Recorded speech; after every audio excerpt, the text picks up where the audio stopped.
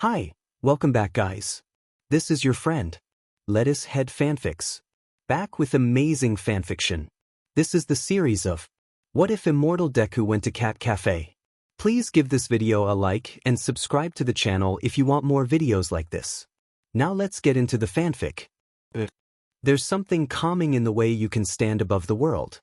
The way you can look down at the world below you and realize how small and insignificant you really are. Izuku is sure that he's one of many to have stood on a rooftop and has begged for death to take him. To wrap her cruel hands around his heart, holding him like a mother would hold her child. His hands do not shake as he climbs over the small gate separating him and the edge. His steps do not waver, his breath does not stutter. The people below him do not look up, they don't even seem to notice him at all. For a fleeting moment, Izuku wishes they saw him. Wishes they looked up to watch him fall to his demise.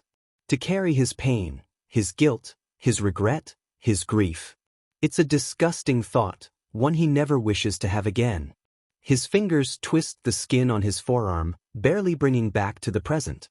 His thoughts are fuzzy and his ears are ringing, but he knows where he is. The world is asleep, quiet. Izuku straightens his posture, not remembering when he had begun to slouch. He smooths over his uniform, peeking over his shoulders to look at his beaten-up red sneakers.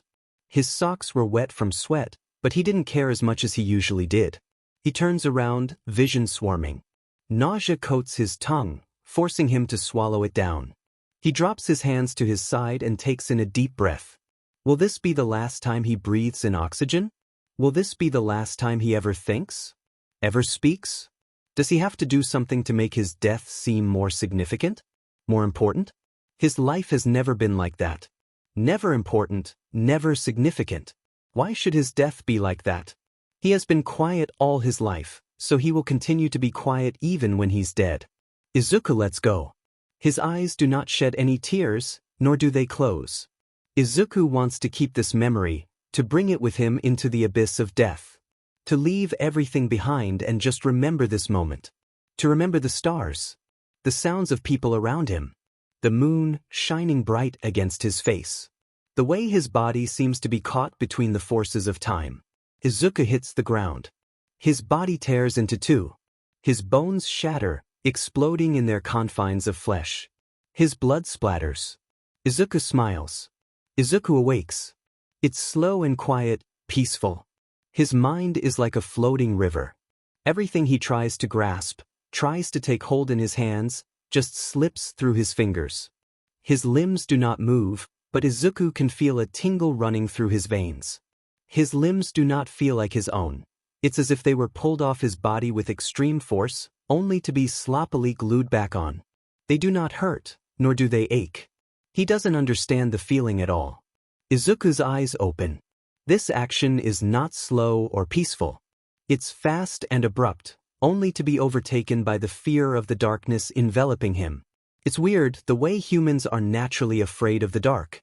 It's not the void that scares them, only what is found in that void. Will it be the monster in the closet he feared as a child? The monster hiding under his bed? Will it be something entirely new, something his mind can't even imagine? Maybe he's not afraid of the dark, maybe it's just the unknown. The fear of gripping anticipation, locking all of your joints in fear. Will you fight, flee, freeze, or fawn? Izuku isn't sure anymore. The darkness seems to slightly subside. He can see the illumination of the sidewalk from the streetlights. He can see the people passing by the open alleyway he's in. He can see the crimson-colored splatters of blood. More importantly, Izuku can see a dead body. Half of their head is missing, thrown somewhere off to the side.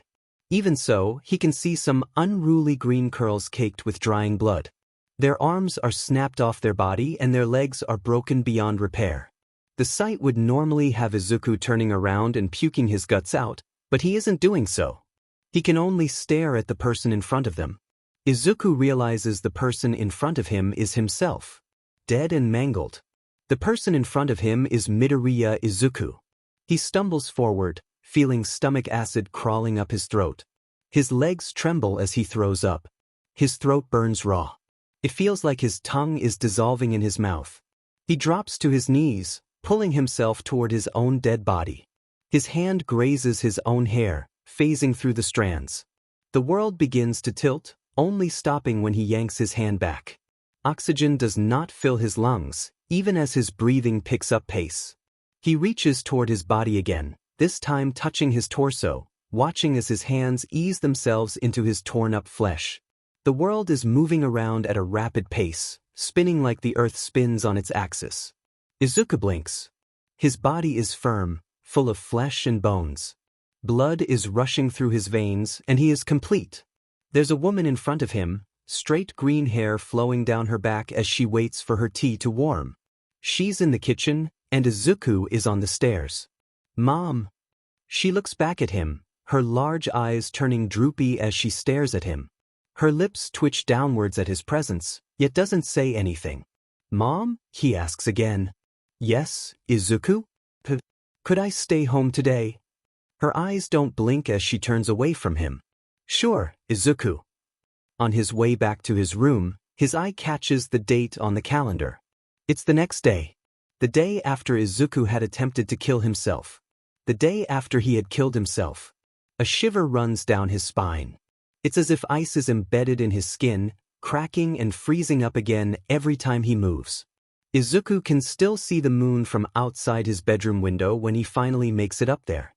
Izuku falls asleep to the whispers of death, inching him closer to her cold embrace. He wishes he could die in her arms, unnervingly quiet and at peace. Izuku awakes again in the afternoon. Exhaustion pulls at his eyelids as he cracks them open. The house around him is silent. There's a ringing in his ears as he sits up, body stiff and rigid. He can feel the difference in his bones once more, the way they creak and crumble. He can feel the way his blood rushes differently through these veins that are not his. Who did he take them from? Who did he cut up just to fix himself? Is this greed? Is this selfishness? Izuku's always been greedy, he thinks. Taking more and more and more and more and more and more and more and more marimari. Until everything he has ever taken has been taken away. Love, care, affection, and all of it was ripped away. From his hands at the drop of a hat. The Degi's. Useless, worthless. He should have died that night. He felt the peace, the wind, the pain. Izuku had died, he knows. And now he was alive. Living, breathing, alive. Izuku gets up from his bed, feeling the springs barely yell in protest. Izuku has died to be this silent, this stealthy. His mind is built off memorization. It's how he survived. But Izuku does not silence his steps in this house. He steps on every squeaky floorboard, on every waning step, on every fallen object. Will she hear me? Will she call out for me? Will she acknowledge me? The house is silent. He makes his way to the bathroom, tripping and stumbling. He doesn't know if it's purposeful anymore. The door opens quietly, and Izuku remembers when he put grease on the hinges. The bathroom is dirty and unclean, dirt digging in between the tiles. The mirror taunts him. There's new scars running down his face. Light, patchy skin covers his entire left side, going all the way down to his jaw and probably his neck. He pulls his shirt off, wincing at the morbid scars littering his skin. There are scars running across his arms, bleeding into his torso. His stomach doesn't look much better. Izuku's eyes move back up to his face, staring at his eyes, at his sunken cheeks, at his multiple freckles covering his cheeks. He counts each one, a weird habit he developed as a kid. He knows there's 12, but for some reason he counts 13. He counts again. Still 13. He counts again. And again. And again. And again. 13, every single time. He takes a deep breath, even if the oxygen doesn't fully reach his lungs. 13. But he had counted them the morning before. Or was that 2 days ago? What day is it currently? Izuku walks outside. He doesn't remember the way he swerved around the corner, or how he even mustered up the energy to move his legs. But he's outside. He stands there for a bit. The road is the only thing Izuku can see, whispering to him as he stands there. His eyes are wide, wide and terrified. Cars aren't driving by at this hour, he thinks. It's not late, but it's not morning either. The sun is stuck in a weird dance with the moon. Izuku walks out into the road, though he does not stop, walking to the other side with calming ease. A giggle bubbles in his throat. Is this what it's like, to toy with death? Izuku thinks death laughs too. Izuku thinks death pats him on the head, leans down and whispers in his ear something that makes him giggle. A passerby gives him a look as they turn the other way, but Izuku isn't bothered. He continues on his destination to nowhere, almost feeling insane as he frolics in the dim sunlight, bathing it all in, basking in it. The joy does not stay. He almost thought his past thoughts and emotions to be some sort of shock. He wasn't normally like that, even if there were days he acted off. Kaken had always snapped him out of it though, had always slapped his reality across his face. Izuku was freaking out now, which is most likely guaranteed considering he died and came back to life. His face was so pale people had started asking him if he was okay on the streets. Well, that was before noticing his vibrant red shoes. Then, Izuku had to scramble away. There's still spit in his curls and bruises forming on his body. After a while, he had a destination in mind, though he had to change routes quite a few times. He had decided to walk to one of the cat cafes, even if it wasn't exactly close to his area. The door jingled as he walked in, signaling his presence to everyone in the building. He flinched slightly before making his way to the left corner. The right was taken by a man who seemed to be swallowed by 10 cats. He hadn't brought any money. Death was whispering to him, laughing with him, holding him tight. Why would he even bother to think about that? So he pulled his knees up, hugging them close as he wallowed in the atmosphere of the cafe. A cat jumps up onto the table. It's a brown tabby, little splurges of oranges and blacks running down its back. He reaches out a hand, relaxing when it rubs into his palm, moving it along her back. It purrs, staring at him as it comes closer, stepping onto his knees. This close, Izuku can read a tag that says, Taki, and assumes it's the cat's name. He pets her softly, diligently. His hands shake as he does so, afraid to hurt her. She nudges his face, bringing out a fond smile as he continues to indulge her. Suddenly, a man plops down from across Izuku. He has long, black hair and a black stubble running across his jaw. His hair falls in tangles and he doesn't look the best. Izuku fears he might have accidentally sat in the wrong seat. Taki paws at his hand, dragging it back to her furred head. Her purrs continue. Hello? Izuku asks, voice raspy and unused. He coughs slightly. The man looks up at him, brow furrowing before quickly schooling his features.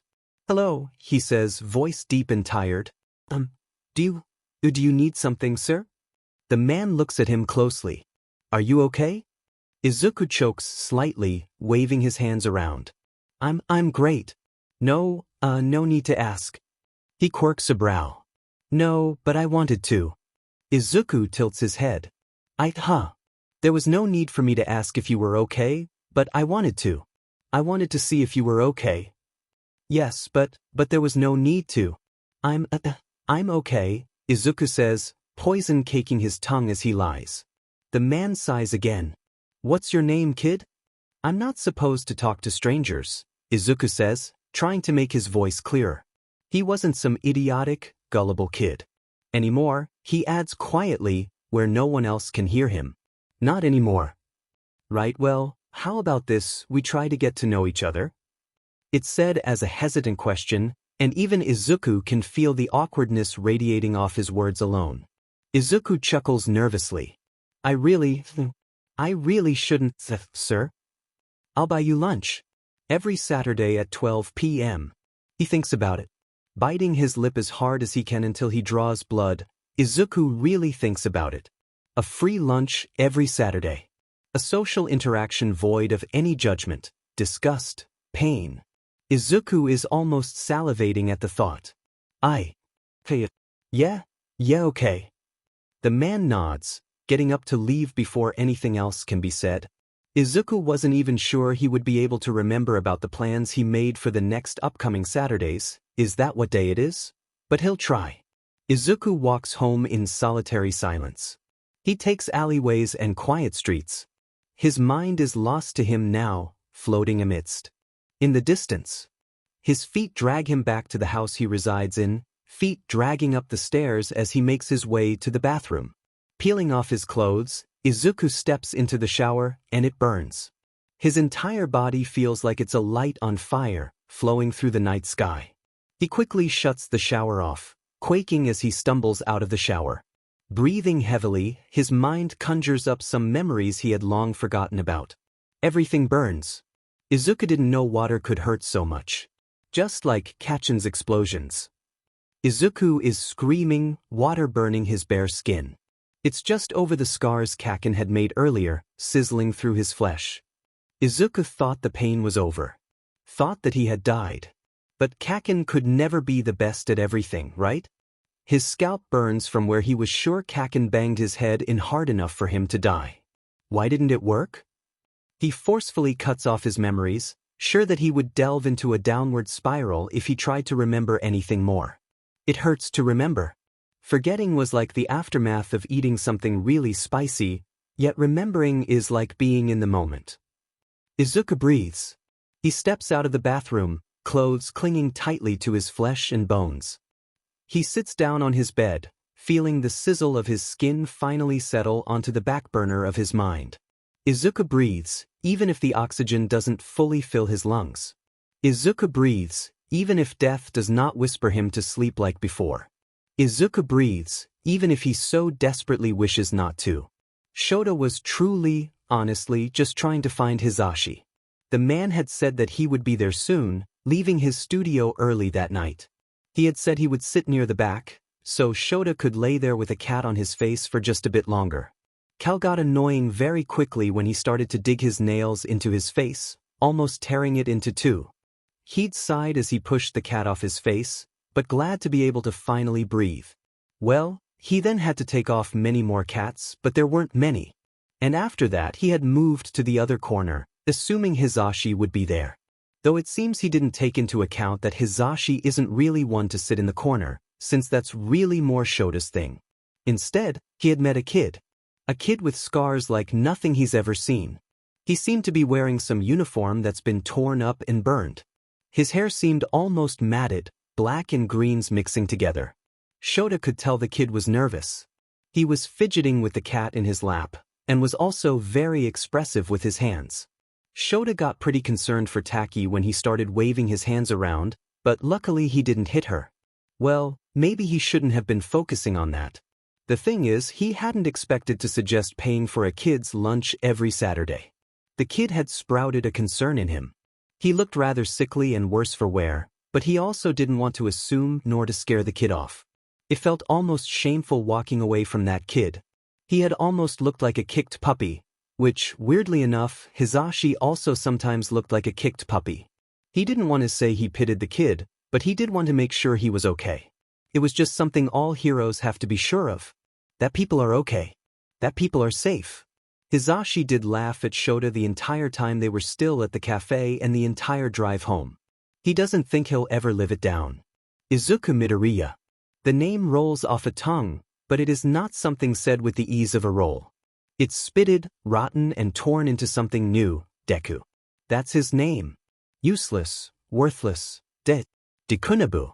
It wasn't always his name. He remembered the days where it wasn't. The days where his mother would hug him, squeezing him so tight he felt as if he'd explode. The days when Kakin would run around with him, laughing and giggling all throughout their adventures. The days when people would wave to him on the street, giving him a smile and a nod. Sometimes, when Izuku is especially lonely, his entire body aches, shaking as he waits for the one hand that will hold him instead of hurting him. He tries to remember those moments. The feelings that blossomed throughout his entire soul, entangling themselves around his small body. The warmth of his mother is colder. The laughter of his friends is quieter. The faces of the people are blurrier. The week passes along quicker than Izuku would have liked. It's Friday and he's staring at the closed sign at the cafe he went to a week prior. He'd gone a day early. He'd sat outside, leaning against the side of the building, waiting. But he'd come early, because he forgot his days. But he had asked his mother if he could stay home, so that must have made it a Friday. Nobody would truly ask such an insignificant question. Izuku could have at least remembered the date, right? But he hadn't. It was Friday and he hadn't. Izuku's not even sure if it was Friday anymore. It surely has to have passed into Saturday morning.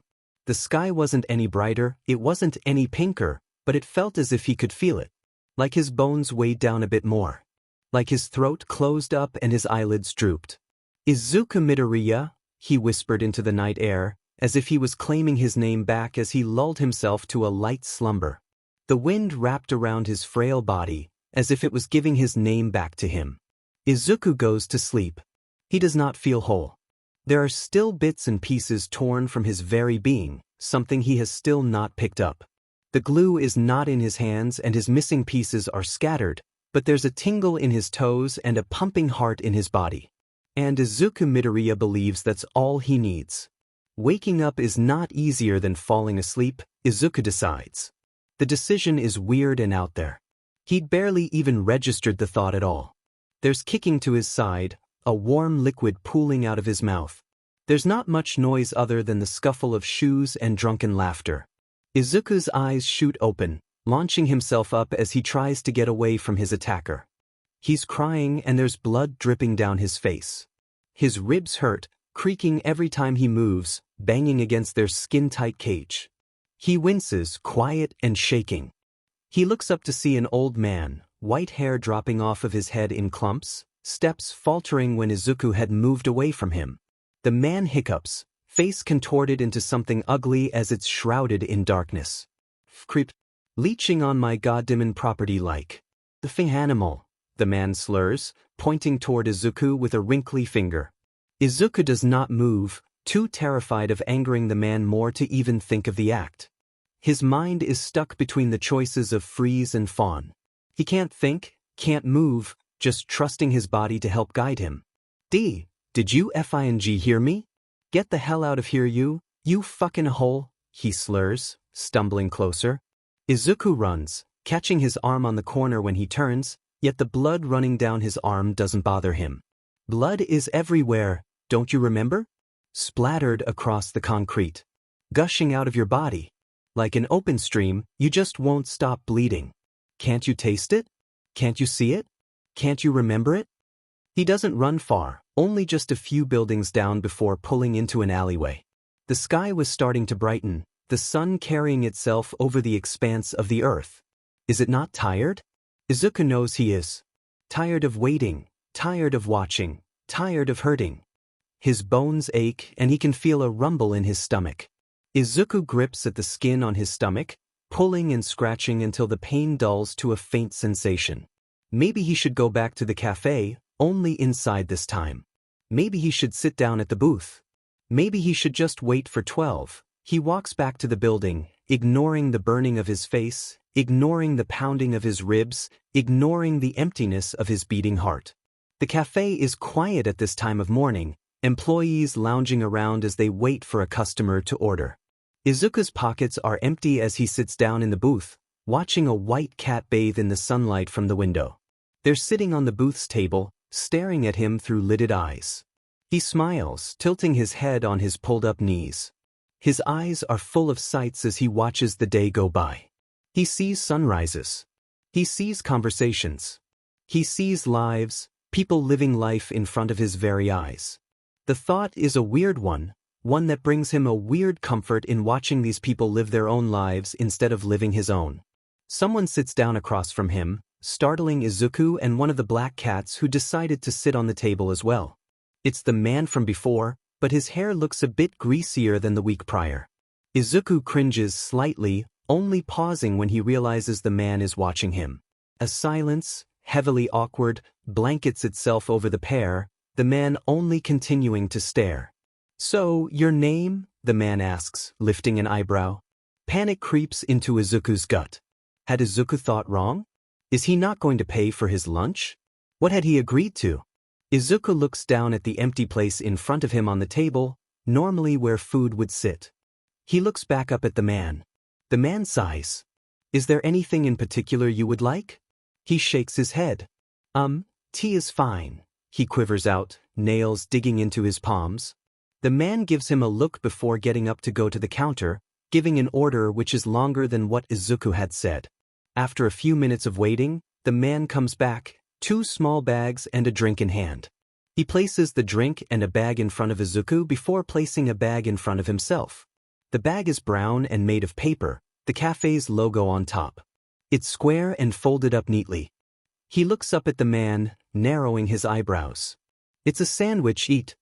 Izuku slowly peels the folded sides apart, hearing the loud rip as he cautiously pulls the food item out. It's a sandwich, just like he said. The bread is white and crisp, the meat poking out the sides of the sandwich. He hesitantly brings it up to his lips, taking a small bite. Flavor explodes in his mouth, and he has to stop himself from devouring the entire thing whole. Though the man seems to notice the way his eyes widened. Izuku eats the sandwich slowly, afraid to eat too fast. He doesn't want to make himself sick. Once it's gone, he washes it down with the now cold tea sitting in front of him. Izuku doesn't mind. So, what's your name, kid? The man asks again, dragging Izuku's attention back to him. Izuku freezes slightly, and the man catches it again. He should be more careful of his movements. His voice croaks from disuse, causing him to cough slightly. My name is Midoriya. Midoriya Izuku. The answer feels like a lie on his tongue. Is that his name? Is that what people know him by? That isn't his name, is it? But people call me, Deku. Izuku finalizes and the battle is over. Izuku doesn't know what battle he fought, whether he won or lost. Deku is his name. That's all he is. That's all he ever will be. The man doesn't speak for a long while. Well, Midoriya, it was nice to meet you. My name is Aizawa Shoda. Is the sandwich all right? Izuku's breath hitches when Aizawa didn't use the other name he had given him. He hadn't used his name. His identity. Is it? Midoriya, someone says, and Izuku realizes he had fallen into his own head again. Yeah, it's great. Thanks. It's no problem, kid, Aizawa says, leaning back into the plush booth. His eyes won't leave Izuku, even if he looks so calm. The atmosphere isn't awkward, just tense. Like when you knock a glass over in a silent room. Izuku clears his throat. Well, I should really, be going, so, yeah. Yeah, bye, sir, he stumbles out, sliding out of his seat. Just call me Aizawa, kid, Aizawa says, not moving from the booth as he watches Izuku scramble away from him. Just call me Deku, Aizawa, Izuku whispers when he makes it out of the cafe. Izuku doesn't think he understands Aizawa's true intentions. His words had never betrayed much emotion, face remaining stoic the entire conversation. He had dull, black voids for eyes that Izuku is scared to indulge in. He stares at him, and Izuku is terrified of getting in, like a mouse awaiting a trap. Izuku knows that he will die before the age of 18, he should already be dead. Why isn't he dead yet? But he's always feared for his life. He's always thought of it as this thing that every human has, the instinct to survive. But he's seen so many lose that instinct. He's seen himself lose that instinct. So why is he still here? If he's so terrified of living, then shouldn't he be dying? But if he's so terrified of dying, then shouldn't he be living? It feels as if he's stuck in the in-between. Like a sick sort of limbo. He fears death and life. He fears the unknown of death and the pain of living. Oh, but can't life be so beautiful? Life is the laughs of friends, the hugs from his mother, the kindness of strangers. Life is everything that Izuku has ever dreamed about. Life is joy and pain combined into a hard pill to swallow, but the effects are so wonderful. Look at me in the eye and tell me you wish to die. Izuku sometimes feels as if life is whispering to him. In the moments of solace, he thinks she tells him beautiful tales of lives all around the earth. Life challenges his very beliefs daily, pulling his heartstrings to make his mind a battle between her and death. Someone bumps into him, bodies colliding for a small moment. But the person doesn't continue walking. They stop, turning back to look at Izuku. It's a boy. A boy with purple, decaying skin held up on his body by shiny, silver staples. He has striking ice blue eyes that slice deep into Izuku's soul. Izuku makes a move to open his mouth, to apologize, but his mouth hangs down.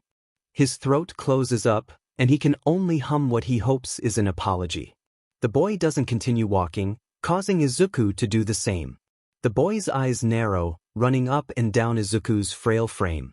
"You need something, asshat?" the boy asks. Izuku shakes his head. "No, sorry," he mutters, still staring into those cold eyes. They're much different from Aizawa's, though sometimes it seems like they're trying to convey the same thing. This boy looks hurt, and so does Aizawa. Though this boy shows his hurt like a growling mutt baring its teeth, Aizawa shows his hurt like a rock buried in snow, unmoving and covered. The boy scoffs. "Well then stop if you staring. Are you okay?" Izuku blurts out before he can stop himself. "Oh Izuku, you can't save everyone. You know that, right?" Mom asks, voice ever gentle and quiet. Izuku knows this, even if he wished it were never true. The boy turns to face him fully, balled up fists turning his knuckles white.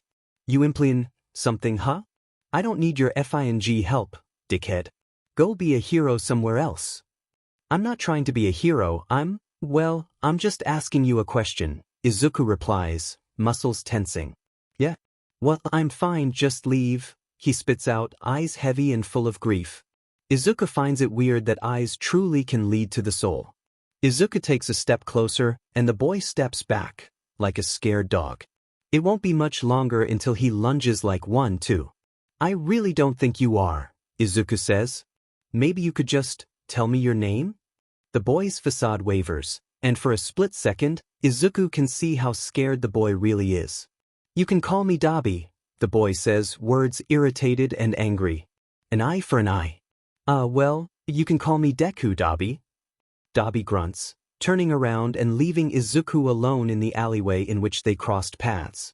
Izuku can see the way Dabi always keeps his chin attached to his shoulder, as if he had never turned his back to Izuku. Izuku walks the rest of the way home in silence. Tuya finds people to be almost excruciating. In the way they walk, the way they talk, the way they live. Anger speaks to him as a friend, one that holds his hand and guides him through life. Tuya has lived his life with anger running through his veins. It alights across his hands in a dance of blue flame. It spills from his lips like a welcomed poison. It covers his eyes like a tainted blndfld.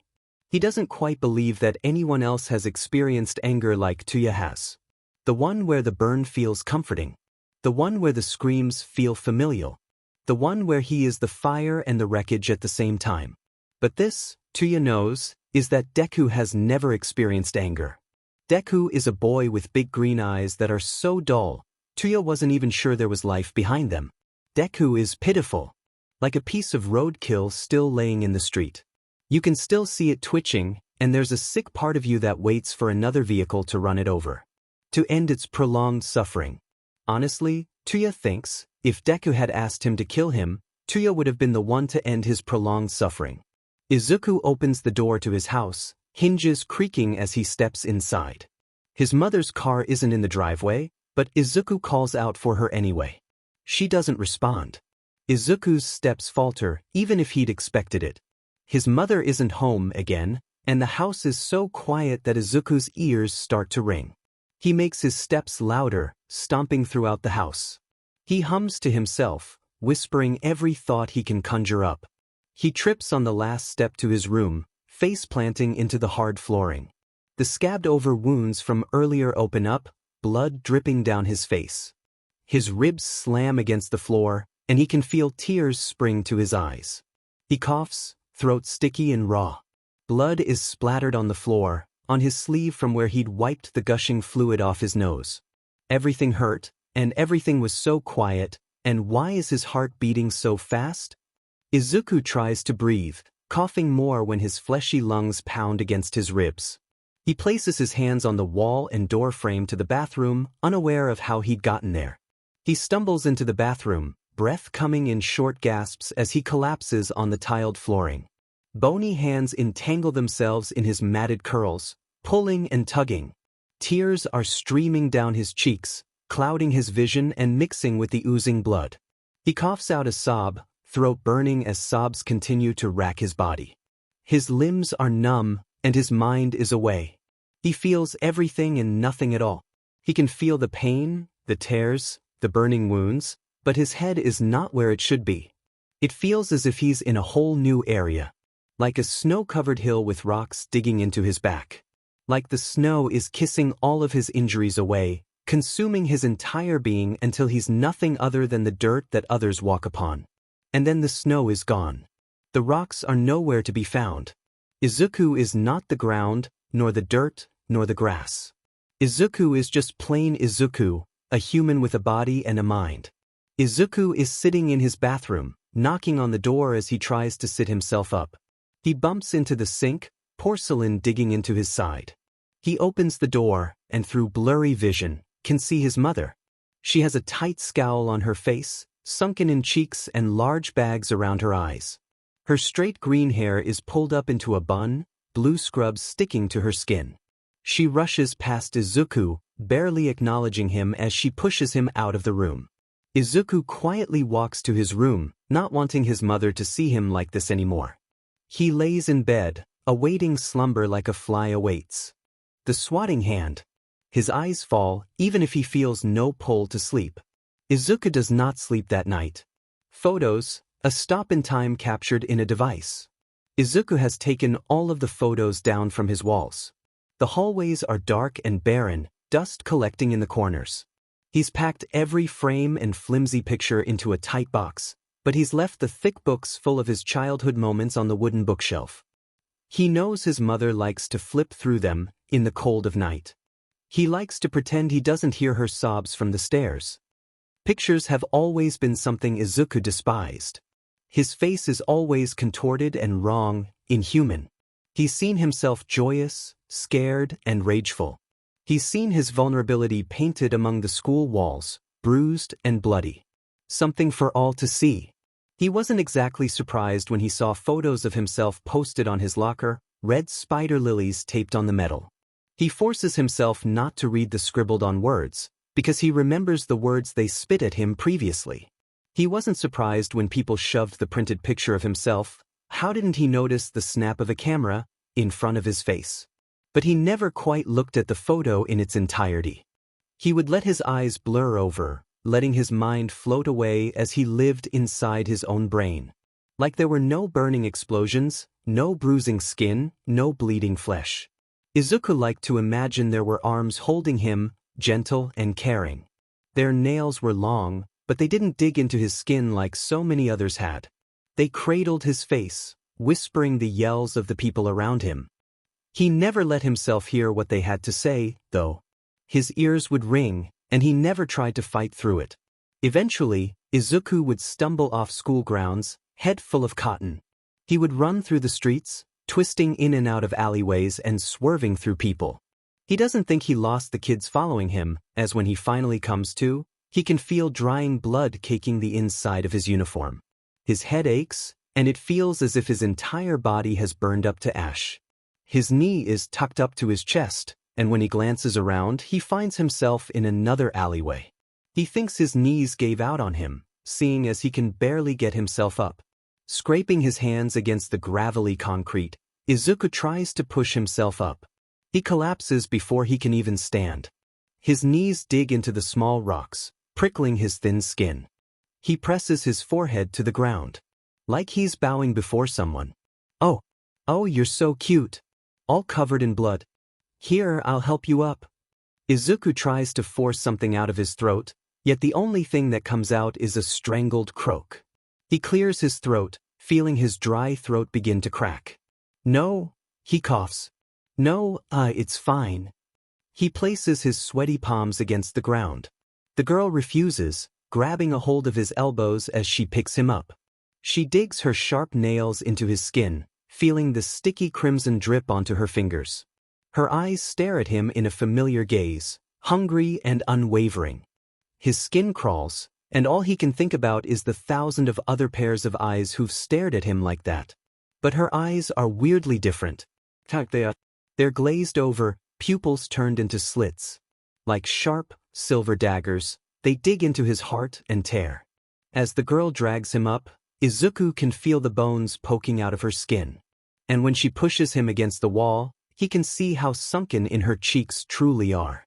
malnourished, like a resident street cat. She smiles, fangs glinting in the sun. Her tongue leaves her mouth to run over her cracking lips. She looks him in the eyes, and Izuku can see her true intentions through the cracking glaze of hunger. She's going to attack, to pounce on him before he can even give himself up. A knife slips out of her pocket, and he can no longer hold himself up. He drags his body down the side of the alley, ignoring the way her nails tighten in his skin. His eyes are hazy and his breath stutters, but he doesn't fight against her painful hold. "Forgive me," the girl whispers, yet she's staring up at the sky, asking for forgiveness from a deity up above. Izuku isn't quite sure she's going to be forgiven. "I forgive you," Izuku croaks out, because he knows that the deity above is not going to. The girl's eyes widen, and he can just barely see the new sheen of tears glossing over her golden irises. And just before the knife comes down, Izuku believes that the girl looks at him the same way she looked up at the sky. The pain is something that he doesn't think he's ever experienced before. Yes, he has. He's had his entire body ripped into two, don't you remember? The way the knife enters his chest before being teared out. His head spins as he watches the girl lick the blade clean before stabbing him once again. And again. And again. And again. And again and again and again. Izuku is screaming when he blacks out, blood trickling down his lips. His teeth are stained red, and so are the girl's. "Forgive me, please," Izuku thinks she says. She places a hand on his bloody chest, and Izuku isn't sure if it's her hands or Death's. Death is so beautiful when he sees her again. Her sleek, black hair is dragging on the ground, full moons in her large eyes. She looks at him, and he feels millions of souls follow suit. Her dress is long and elegant, drifting into the shadows that circle around her. She whispers to him, voice speaking the words of thousands. "My child, I hold you in my dying hands, and I give you life." Death's hands are cold, chilling his corpse to the bone. He shivers as she cups his face, bringing his decaying head closer. She places a kiss on his forehead, and Izuku feels alive. His body convulses, tensing and twitching as he feels the drag of life overcome his body. Warm hands circle his waist, pulling him away from Death's hold. He tries to hold on to Death longer, gripping her flowy sleeves, but she only plucks his frail fingers off of her. He screams out, calling for the hands of the woman who has held him his entire life. But the warm hands only pull him farther and farther away. Sunlight trickles into the black void, burning his retinas. Izuku keeps screaming, crying and sobbing as he prays for the cold hands. He wants them to consume him, to turn him into complete nothingness. Even when his eyes pop open, he's still sobbing, hands grasping the woman who was never there. Izuku walks home with a bloody and torn-up shirt, receiving weird and concerned looks. Someone even asks him if he's okay before they recognize the shoes. He laughs, blood spilling behind his clenched teeth.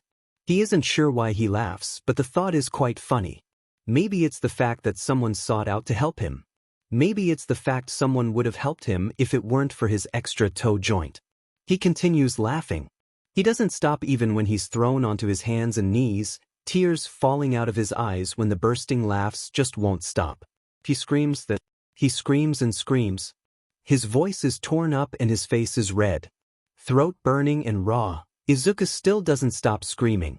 Someone drops him in front of him. He's sure it's from the neighboring roof.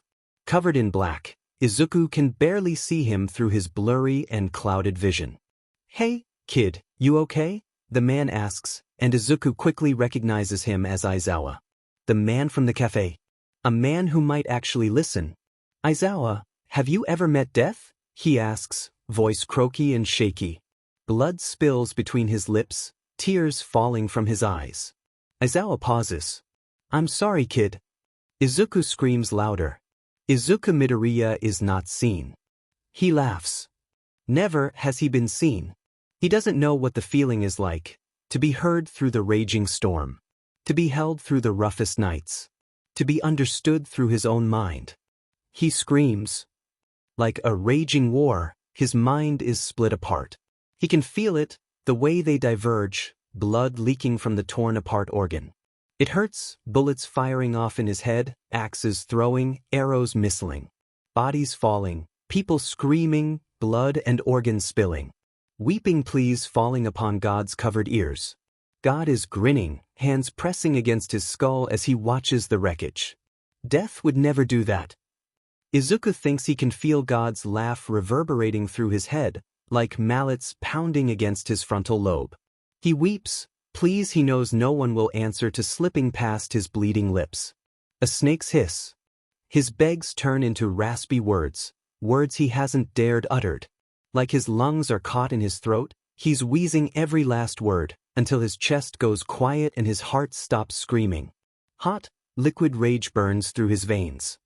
He grips the alleyway beneath him tightly, foaming saliva dripping to the ground as he pulls his lips back into a snarl. He feels animalistic, the way his mind clouds over and all of his thoughts disappear. He feels like an animal being sold at an auction, vulnerable and angry. His muscles clench, seizing for just a moment before collapsing underneath him. Distantly, he can hear footsteps. He spits out a glob of blood once they cease. A voice, one raspy and tired, is speaking, yet it's not to him. He tries to focus on the words. "You really shouldn't be running around attempting to be a hero," the voice says. Izuku's breath hitches. "You should just give up, Deku, stop attempting to be a hero." When there's no response, the voice sighs again. "You should try for a hero school, kid. Somewhere you could get a license and actually have a legal job." "My name is Hypnos, why won't you use it?" The voice steamrolls right past the question. "UE is a great place to aim for. Even if you get into general education, you could always make it into the hero course by winning the sports festival." Someone groans, presumably in frustration. "I can't get into UE. I'll never be able to." "Have you tried?" There's silence for a moment. "What?" This voice becomes smaller, weaker. "You seem too young to be able to actually try out for UE, so you obviously don't know for sure that you're unable to make it into UE." The smaller voice scoffs. "Nobody would even want me in the hero course anyway. I would want you in the hero course. You utilize your quirk well, you're extremely agile for your age, your strength and fighting could use a bit of work, but that's what UE is for. It's so you can learn and grow to become a great hero. You would excel in the hero course if you grew a bit more confidence." There's a deafening silence to the point where Izuku can hear his own panting breaths in the midnight wind. "Nobody wants me in the hero course. Nobody even wants me," the smaller voice whispers out, words angry and twisted. "If you listen to my words, I think you'll find that someone wants you in the hero course. You're just a liar. You only think that way because you don't believe me," the deeper voice says. "Here, why don't I help you get into the hero course? How are you going to do that?" The deeper voice sighs, exhaustion tinging his voice. "I'm going to train you." Midoriya Izuku is not seen like Hypnos is. Izuku doesn't peel himself from off the ground until Hypnos and Aizawa have both left. He hadn't further listened to their conversation, too held up in empty mind. Even with his cobweb-filled head, Izuku can feel something curling around his throat. It's green and ugly, digging his claws into his already torn-up flesh. It burns his veins and douses his hair in gasoline. His fingers twitch, and Izuku doesn't understand. He doesn't understand what he's feeling. Doesn't understand what Hypnos has that Izuku lacks. Was it his agility? His strength? His quirk? Something bubbles in Izuku's throat, and he chokes. Gagging, he breathes around the lump that's blocking his airways. Hypnos has a quirk. Hypnos has speed. Hypnos has experience. Hypnos is not Izuku. Maybe that's it. The reason Hypnos was told that he has potential is because he's Hypnos. He's not Izuku, two people with different outlooks, different feelings, different pasts, and different futures. Envy, Izuku identifies. The feeling hurling its rammed head is envy. Izuku is envious. The taste in his mouth lessens. One of the great 7 sins, envy, is something Izuku has not experienced very often. He remembers the feelings of greed, sloth, gluttony. The feeling of taking, the feeling of eternal defeat, the feeling of wanting more and more. Adding envy to the list makes the fire in his hair burn brighter. He clenches his fist, willing the disgusting feeling away until he's left numb. He comes to a slow stop at the open alleyway where he'd left his body. Wisps of his see-through form whip in the wind as he stares at the dark entrance. Izuku walks forward, stumbling with each step as he makes his way to his deceased body. He can see bugs crawling on his uniform, not stopping even when Izuku's face scrunches up. His mouth is open in a permanent scream, eyes shot open even in death. Blood is splattered all over the alleyway, his blood. Deep and continuous. Stab wounds litter his chest. His body looks drained, as if a vampire had latched their fangs into his flesh, leaving him as shriveled up as a raisin. He reaches his hand out, hesitating before finally phasing through his cold, decaying flesh. Izuku closes his eyes as he feels himself being flipped upside down. His head spins, and he has to bite his tongue to refrain from puking.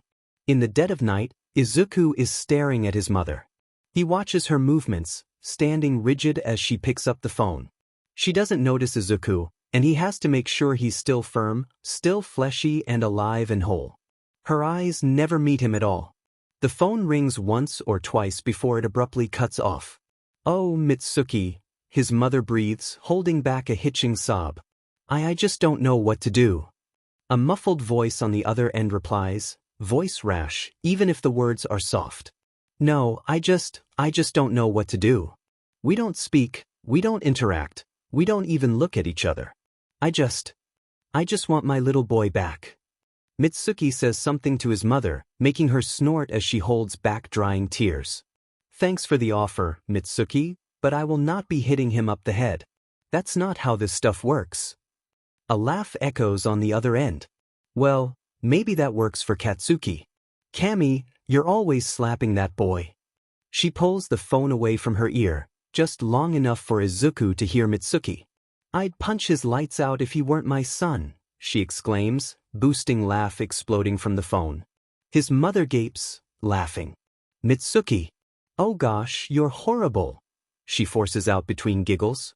Izuku doesn't move, terrified to ruin the moment between his mother and Mitsuki. The conversation goes on, and Izuku is still standing there when his mother hangs up the phone and walks up to her room, back facing him. He stands there until he knows that she's truly gone to bed before walking to his own room. He peels his uniform off his body, throwing it into the corner of his room. He catches his reflection in the glare of his window, startled by his bloody face. He rubs the dried crimson off his face, flicking it to the floor. His nose aches from when a kid kneed him in the face, but the blood has long since stopped dribbling from his nostrils. Staring at his reflection, he counts the freckles littering his face. Like he always does, although it had taken some getting used to counting 13 instead of 12. This time, he counts 14. 14 spots on his face, even if he just counted 13 the day before. And the day before that. He curls a lock of his hair around his finger, tugging it slightly as he counts again. Maybe it's the trick of the eye. Maybe it's really 12, and he's just imagining things. Hallucinating. He turns away from the window, fingers still tangled in his hair. He takes in a breath, feels the oxygen rush through his lungs, to remind himself that he's still here. He's still alive. He's still human. Even when he feels like an imposter in his own skin, like someone has split him into two and replaced his half with another. He feels like a monster, one they make up in children's books, the ones made to scare away the rebellious and adventurous kids. His skin is scaly and his teeth are yellow. They're sharp and glint in the moonlight, only flashing when he snarls like the animal they treat him as. People spit at his feet and throw sharp rocks at his imposing form. They stab him with daggers and shoot him with rifles. Yet he keeps coming back. Death has taken hold of his life, holding it in her slender fingers as she refuses to let him go. She pinches his arms, moving him around like a marionette that she'd made herself. With wooden feet, she demands him to walk, to run. With false vocal cords, she demands him to scream, to yell. With a wooden heart, she demands him to feel and to hurt. It's disturbing the way she truly holds his life in her hands, pulling him along as she pleases. Like a muse dedicated to their artist, Izuku can't seem to stop chasing her. Izuku lies in his bed, sleep pulling at his eyelids in an attempt to free himself from the reality he'd been put in. He wants to dream of something nice, where he can lay down in the dirt, consumed by the world as he falls into a deep slumber he'll never wake from. Izuku thinks that dream would be the best thing he could ever experience. He doesn't make it to the cafe. He doesn't think he can even look at Aizawa, let alone have a conversation with him. His own words keep repeating through his head. Aizawa, have you ever met death? Izuku shudders at his own words. He shudders at the way his voice had been choked up with blood spilling past his lips.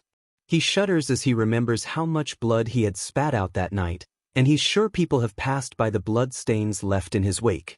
Instead of going to the cafe, Izuku researches Hypnos, a vigilante with some sort of quirk where he can control someone with his words. It's not really public how he's able to obtain control over that person, only that he does it with his words. He has pretty basic attire, a black hoodie with padded armor, purple sweatpants that latch onto his skin, and a pair of black beat-up sneakers. He doesn't seem to have anybody in his circle, and despite his height, his lack of experience and slightly higher voice give away his age to those he speaks to. Sometimes, his hoodie whips off his head, exposing stood-up hair that people can't identify the color of because of how dark it is. Some say black, some say blue, some say purple. One even said green, but that way quickly voted out as an option. People in the lower districts say that he's helpful, bringing some of the petty thieves or weak thugs into the police station. Their area isn't safe, but since he's gotten there, it's been safer. Izuku tries to research his mannerisms, but there's only so many articles that focus on vigilantes to the point where it was hard to just find one. Recently, he had a scuffle with a newer hero. The hero claimed that he was using his quirk illegally, so, by law, he was obligated to bring him in. Apparently Hypnos fought the whole way through, making enough noise for an underground hero to show up. They attempted to peacefully bring him in, but he fled before they got the chance. The situation was obviously missing some context, but Izuku was sure the underground hero was Eraserhead, Aizawa Shota. It explains the conversation he'd overheard in the area he found himself in. Izuku twitches at the thought of the two of them currently training, Hypnos being praised for his effort and skill, getting praised for his quirk. He seethes, because he knows that treatment would never make its way over to him. Envy builds in his stomach. Hypnos is a vigilante with a growing list of crimes, and he's training under an underground hero. His real name is Shinso Hitoshi, something Izuku found out just by pure luck. The hair had seemed familiar, to the point where Izuku had looked through his multiple journals just to find where he had recorded last seeing that hair. 2 years ago, his school had combined with another for a large field trip that needed both schools' money in order for it to happen. He remembers seeing a kid with tape wrapped around his head, kids circling him as he sat under a large tree. He'd written out his name on the palm of Izuku's hand, shaking fingers spelling out the words, Shinso Hitoshi. Izuku had sat with him, laying in the shade under content silence. It had been the highlight of his day. Now, that same boy with too much rage in his heart, Izuku had seen it in his eyes, like a little boy still trying to figure out how to play with fire, has become the very vigilante Izuku envies. Somewhere in the back of his mind, he wants to stomp Hypnos under his shoe like a useless match. But then he remembers Shinso Hitoshi, and he finds that they're not too different after all. And now, Izuku lays, the hardwood floor digging into his back. Notebooks are scattered around him, some charred, some with bleeding ink, some so old they're barely comprehensible. Izuku barely remembers writing each one, only that the words were on the paper faster than he could even think. Like a bad habit, he's written down every aspect of his life for the past 10 years. He wrote about the day before. How it felt to be stabbed to death, how he mindlessly walked around as a lost soul, how he screamed and begged, how he had seen death once again. He wrote about her cold and cruel hands, cradling him as he wept and sobbed. How he gripped onto her, nails dragging as he refused to leave. How she had plucked him off effortlessly, throwing him back to earth in the blink of an eye. Everything Izuku has ever experienced, ever felt, ever thought has always been in his journals. His fingers graze one of his older ones, pages wrinkling under the touch. Maybe he should look through them. Picking one up, Izuku begins to understand. Mom stares at Izuku, eyes billowing and wide. Izuku doesn't understand why she's looking at him like that. Maybe she sees something he does not. Maybe she sees something he doesn't know of yet. She reaches toward his face, cold hands cradling soft skin. Leaning forward, she whispers, "Run." She lets go, and Izuku is confused. "From what?" he asks, voice high and loud compared to hers. Mom glances back, breath hitching and stance freezing. "I said run," she yells, startling Izuku back. He goes rigid for a moment before complying, scrambling back from his frantic mom. He stumbles through the halls, hearing Mom's yelling as he continues through the house. A loud, booming voice seems to ricochet in Izuku's skull, tears he didn't even know where they're springing to his eyes. But little feet can only take him so far, a large hand grabbing his small wrist in theirs. He cries out as he's forced to turn to his father. His father's eyes are angry, like a raging phoenix, but he is not beautiful like one. Eyes alight with a fiery inhuman wrath, Izuku's father digs his blunt nails into the bony wrist he's holding onto. Flames lick at the corners of his lips, escaping the confines of his mouth. And when he opens his jaw, Izuku isn't able to even let out a scream as blinding, hot white pain burns through his entire face. Izuku only knows death. A sharp hand comes crashing down onto Izuku's face, explosions booming in his ears. He coughs, blood and saliva falling in front of Kaken's feet. The boy reels back in disgust, scraping his boot against the floor before aiming it right at Izuku's gut. Izuku goes flying back into the brick wall, brain rattling and skin peeling. He chokes, tears slipping into his mouth. "Fucking pathetic," Kaken snarks, spitting the words like Izuku spits blood. His eyes are the color of rubies, of bright, beautiful jewels. His skin is silky smooth, lacking bumps or moles. He has the mind of a warrior and the looks of a stature.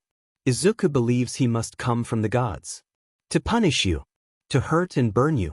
Why couldn't you have been like everyone else? Why couldn't you have been how the gods intended you to be? Another kid comes up from behind Kaken, brown hair tucked behind her glasses. She tilts her head up before slamming the sole of her shoe into his side. He keels over, wheezing as he attempts to get oxygen into his lungs. Another kid comes up, dragging Izuku by the arms to lay him flat on his back. Dread curls in his stomach, circling his ribs, slithering through the cracks before squeezing his heart. He can't breathe, fighting through his own panic for breath. Pinned to the concrete floor, the girl from before stands over him, shoe hovering over his throat. He slightly shakes his head, a plea in his eyes. The girl ignores it, slamming her foot down on his throat. His body convulses, skin tinting blue as he kicks and struggles. She doesn't leave until he is limp.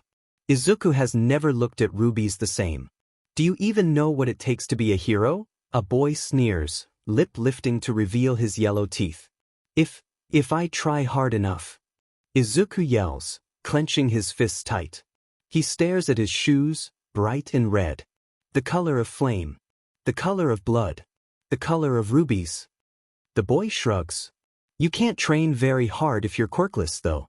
Your bones will break from how weak you are already." Izuku breathes in, nostrils flaring. I'm not weak." "Oh yeah." The boy crosses his arms. "Then how come you can't even stand up to Bakugo?" Digging his feet into the ground, Izuku smiles slightly. "How come you can't stand up to him either?" His smug moment of victory is cut short when a gasp of water douses him. His hair pokes his eyes, peeping in through the corners. He coughs, water exiting his nose. Izuku looks up, seeing an enraged boy with his palm extended toward Izuku. He backs up, eyes wide as the boy steps closer. The boy moves his hand out, water exploding in Izuku's nose, burning his lungs. The boy swipes his hand downward, water filling Izuku's mouth, spilling from his paling lips. He chokes, coughs, screams, weeps, nothing works. Water fills all of his airways, suffocating him. He claws at the dirt beneath him, aching for someone to save him. The dirt does not respond, neither does the grass, or the birds. But death does. Izuku gasps, sweat beading down his forehead. He can still feel the water drowning him, the fire burning him, the shoe choking him. His eyes blow wide, popping out of their sockets as he tries to regulate his breathing. He drops his notebook, barely paying it any mind as it drops to the floor. Even when the scribbled-out words are no longer in his line of vision, the memories won't stop flowing. July 15th, 6 years old. November 19th, 8 years old. January 21st, 9 years old. September 3rd, 9 years old. April 7th, 10 years old. April 23rd, 10 years old. February 28th, 13 years old. December 24th, 13 years old. January 17th, 13 years old. June 4th, 13 years old. August 12th, 14 years old. August 16th, 14 years old. Izuku remembers falling. Izuku remembers choking. Izuku remembers bleeding. Izuku remembers sludge. Izuku remembers burning. Izuku remembers dying. Hands are gripped tight in Deku's hair, only tugging harder as he collapses to the ground. His ears are ringing, memories circling his head like a never-ending torture. His mouth falls open, lips cracking like an opening cocoon. He can feel his corpse, the way his dead body tickled his hand. Shivers run down his spine, nausea building in his throat. Deku reaches up to cover his mouth, choking on nothing but stomach acid as he vomits. His throat burns, but the feeling doesn't last very long. He coughs, trying to spew more substance out of his throat. The burn needs to last longer. Needs to hurt more. Gone too quickly and the pain too small. Deku can still feel the maggots in his skin, crawling throughout his body, digging through his flesh. Bringing his hand up to his chest, Deku claws at his shirt, ripping it off himself. His jagged nails glint in the moonlight like knives. He injects his nails into his chest, tearing at his skin and flesh with a mission to release the maggots from within him. Tears burn his eyes, pain exploding in his chest as blood oozes out of his new wounds. He knows this chest and whatever lies inside the confines of it is not his own. This is not his heart, or his lungs, or even his ribcage. These are not his arms nor his hands. He can feel it.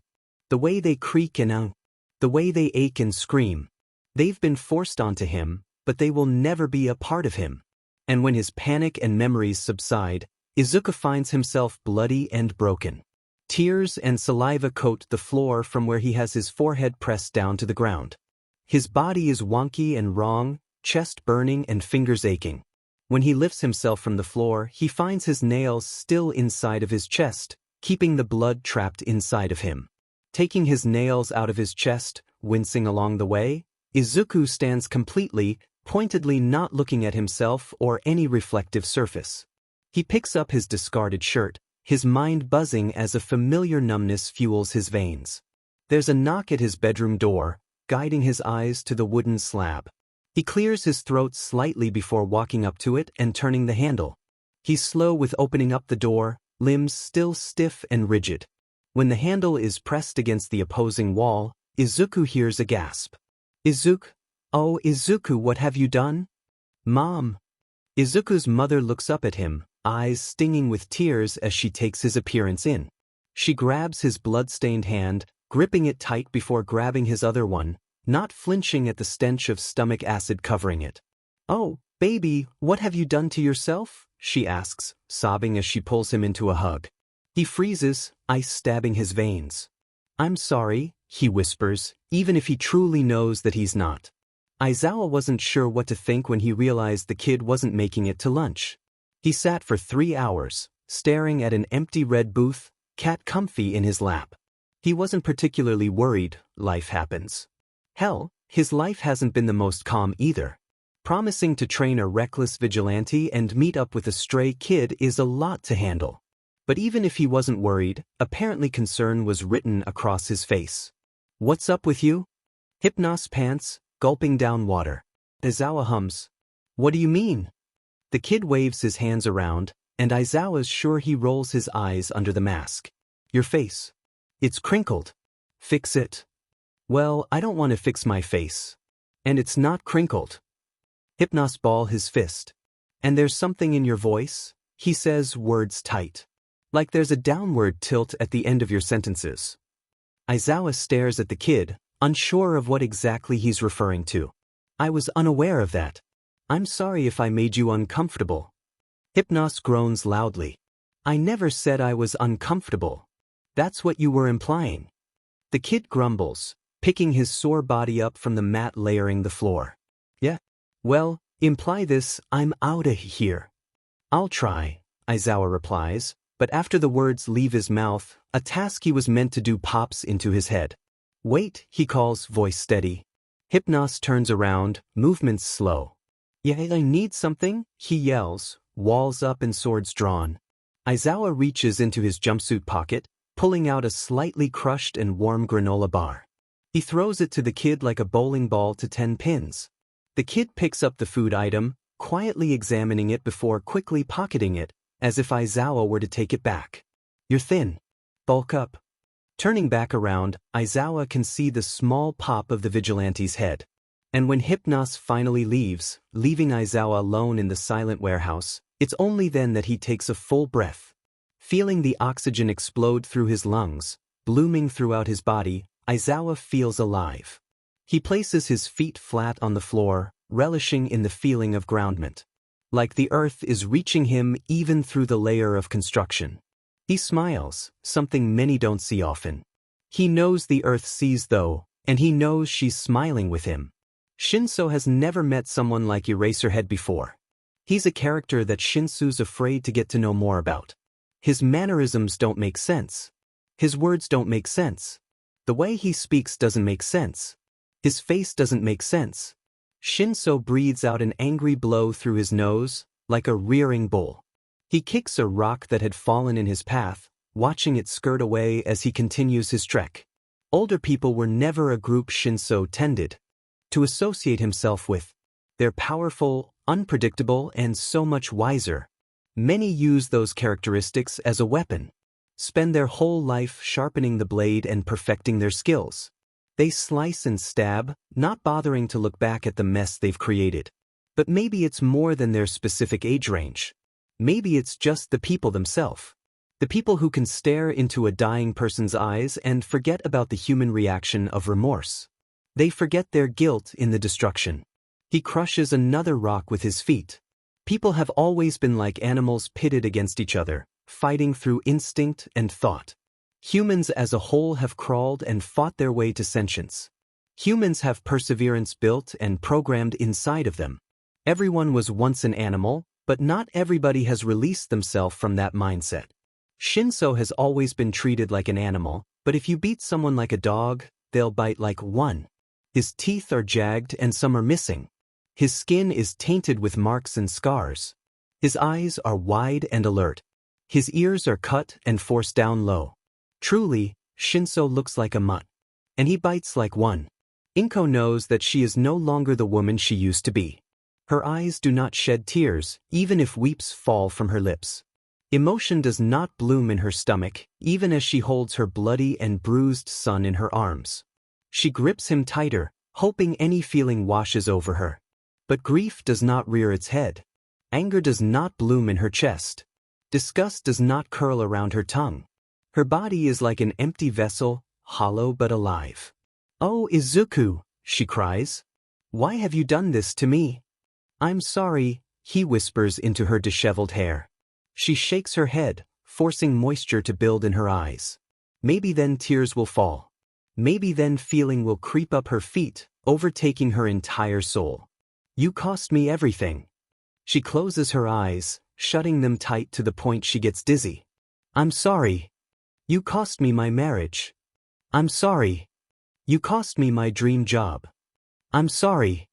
You cost me my livelihood. I'm sorry." "No, you're not." Inko yells, voice shaking the house. She grips her son's shirt tight, fabric balled in her fists. She throws Izuku off her, watching him fall to the floor, like a marionette with its strings cut. She's disgusted by her actions, almost feeling like a new version of Hisashi. "You cost me my son," she yells, tears finally springing to her eyes and rolling down her cheeks. Maybe it was the thought of her ex-husband, or maybe it was just the tension emitting from the ordeal. I lost everything because of you, she sobs, collapsing to her knees, wood digging into her flesh. She wishes the wood would turn to daggers, cut open her skin and fill her hollow body with life. Slice open her skull and fill her mind with logic. She's not thinking straight. She's blaming Izuku for issues that he cannot control. He is the child and she is the adult. She's his mother, for God's sake. Maybe it's her fault. She created this life, created her son. She made him this way, not him. It was never Izuku's fault, it's all hers. Inko slaps herself, blood trickling down her cheek and quickly becoming a bruise. She grips the hair at the base of her neck, plucking a few strands before letting go. She's spiraling, launching herself down a never-ending rabbit hole. She breathes, ignoring the fact that she has no lungs to fill. Dragging herself into an upright sitting position, she looks toward Izuku, tears blurring her vision. She barely holds herself up as she crawls over to him, bringing shaking hands up to his face. She cups his cheeks, staring into his eyes. She only lasts a few seconds before the tears overflow, screaming sobs and apologies at the top of her lungs. Izuku doesn't look at her, staring off into his own world, living anywhere other than here. Inko tries to get him to see her, to look through the haze and hear her apologies fully. He doesn't. Maybe he doesn't want to. Can't even look at her anymore after what she's done. She doesn't deserve to call herself his mother. To look at him and recognize him as the boy he raised and watched grow. Because did she? She watched him grow from the sidelines, quietly cheering him on even when he couldn't hear her. She watched him through his highs and lows. She saw him bleed and bruise and burn. She watched her son die and come back from the dead. She watched her husband kill their son from the sidelines, helpless against the raging flames. She should have tried harder. Should have saved Izuku herself instead of waiting for a miracle to resurrect him from the dead. Inko knows she should do better. Should be better. She's a mother now, and just stood by and watched as her son suffered his entire life. Inko grabs Izuku's hand, basking in relief when he gives a weak squeeze back. His hands are bloody and scarred, but she holds them just like she had when she'd held them for the very first time. Tears are gathering in Izuku's eyes, rolling down his cheeks. They drop into Inko's greasy and matted hair. She cries louder, squeezing him so tight he might suffocate. "This is all my fault, Izuku," she sobs, spit building on her lips, slipping through her teeth. "I didn't mean any of it." Izuku's silent, letting Inko continue to hold him. She takes in a shuddering breath, reaching up to touch his neck, finding his pulse point. Izuku freezes, but she ignores it. "It's going to be okay, Izuku. We'll fix this. I'll fix this, I promise." Her son shakes his head, neck cracking at the small motion. His eyes are wide, inching away from her hands. "No, no, Izuku, it will all be okay. I will fix this," she cries, grabbing his head and forcing him to look at her. "Please, let me fix this." He forces his eyes closed, droplets of tears detaching from his lashes. "I'm so sorry, Izuku. Please, I'm so sorry." Izuku shakes his head, firmer this time. "No, you're not." Izuku showed up to lunch with Aizawa. It was Saturday, crisp winter air still clinging onto the land. Izuku shivered. His light coat barely did him any justice toward the chilly wind. It wasn't snowing, but it sure felt like it was about to. He quickly made his way into the cafe, tripping over his numb feet. Rubbing his hands, he walks toward the booth he spent every Saturday in, except last Saturday. Aizawa is already there when he sits down. The man is waving his fingers near a gray cat, quietly watching the creature attack them. There's a ghost of a smile on his lips. When he plops down, many cats are quick to warm him up. They surround him, laying on his lap, rubbing on his freezing hands, one even jumping onto his head and laying in his matted hair. Aizawa looks up at him, brow slightly furrowed. "Are you okay?" he asks, a concerned tilt in his voice. Yeah, why wouldn't I be?" he stutters out, slightly forcing the words out of his mouth. "You missed last week." Aizawa continues twiddling his fingers, almost absent-mindedly. Izuku frowns. "I was busy," he says because he was. Izuku doesn't dwell on that sentence, doesn't think back to what he was referring to. He left those memories back on the hallway floor. Shrugging, Aizawa reaches toward the empty spot next to him. His hands clasp around something with a plastic wrap, only revealing the sandwich when he places it onto the table. It's the same one Aizawa had gotten him previously, only the packaging seems to be different. I got it to go. I wasn't sure if you were going to show, he explains, apparently reading Izuku's facial expressions with an expertise unlike anyone Izuku has ever met. The thought slightly unnerves him. The way someone can read him so freely, with no confusion or misconception. He suppresses a shudder. Izuku slowly unwraps the sandwich, peeling off the plastic wrap. He picks off a corner, deli meat sliding in between the bread slices.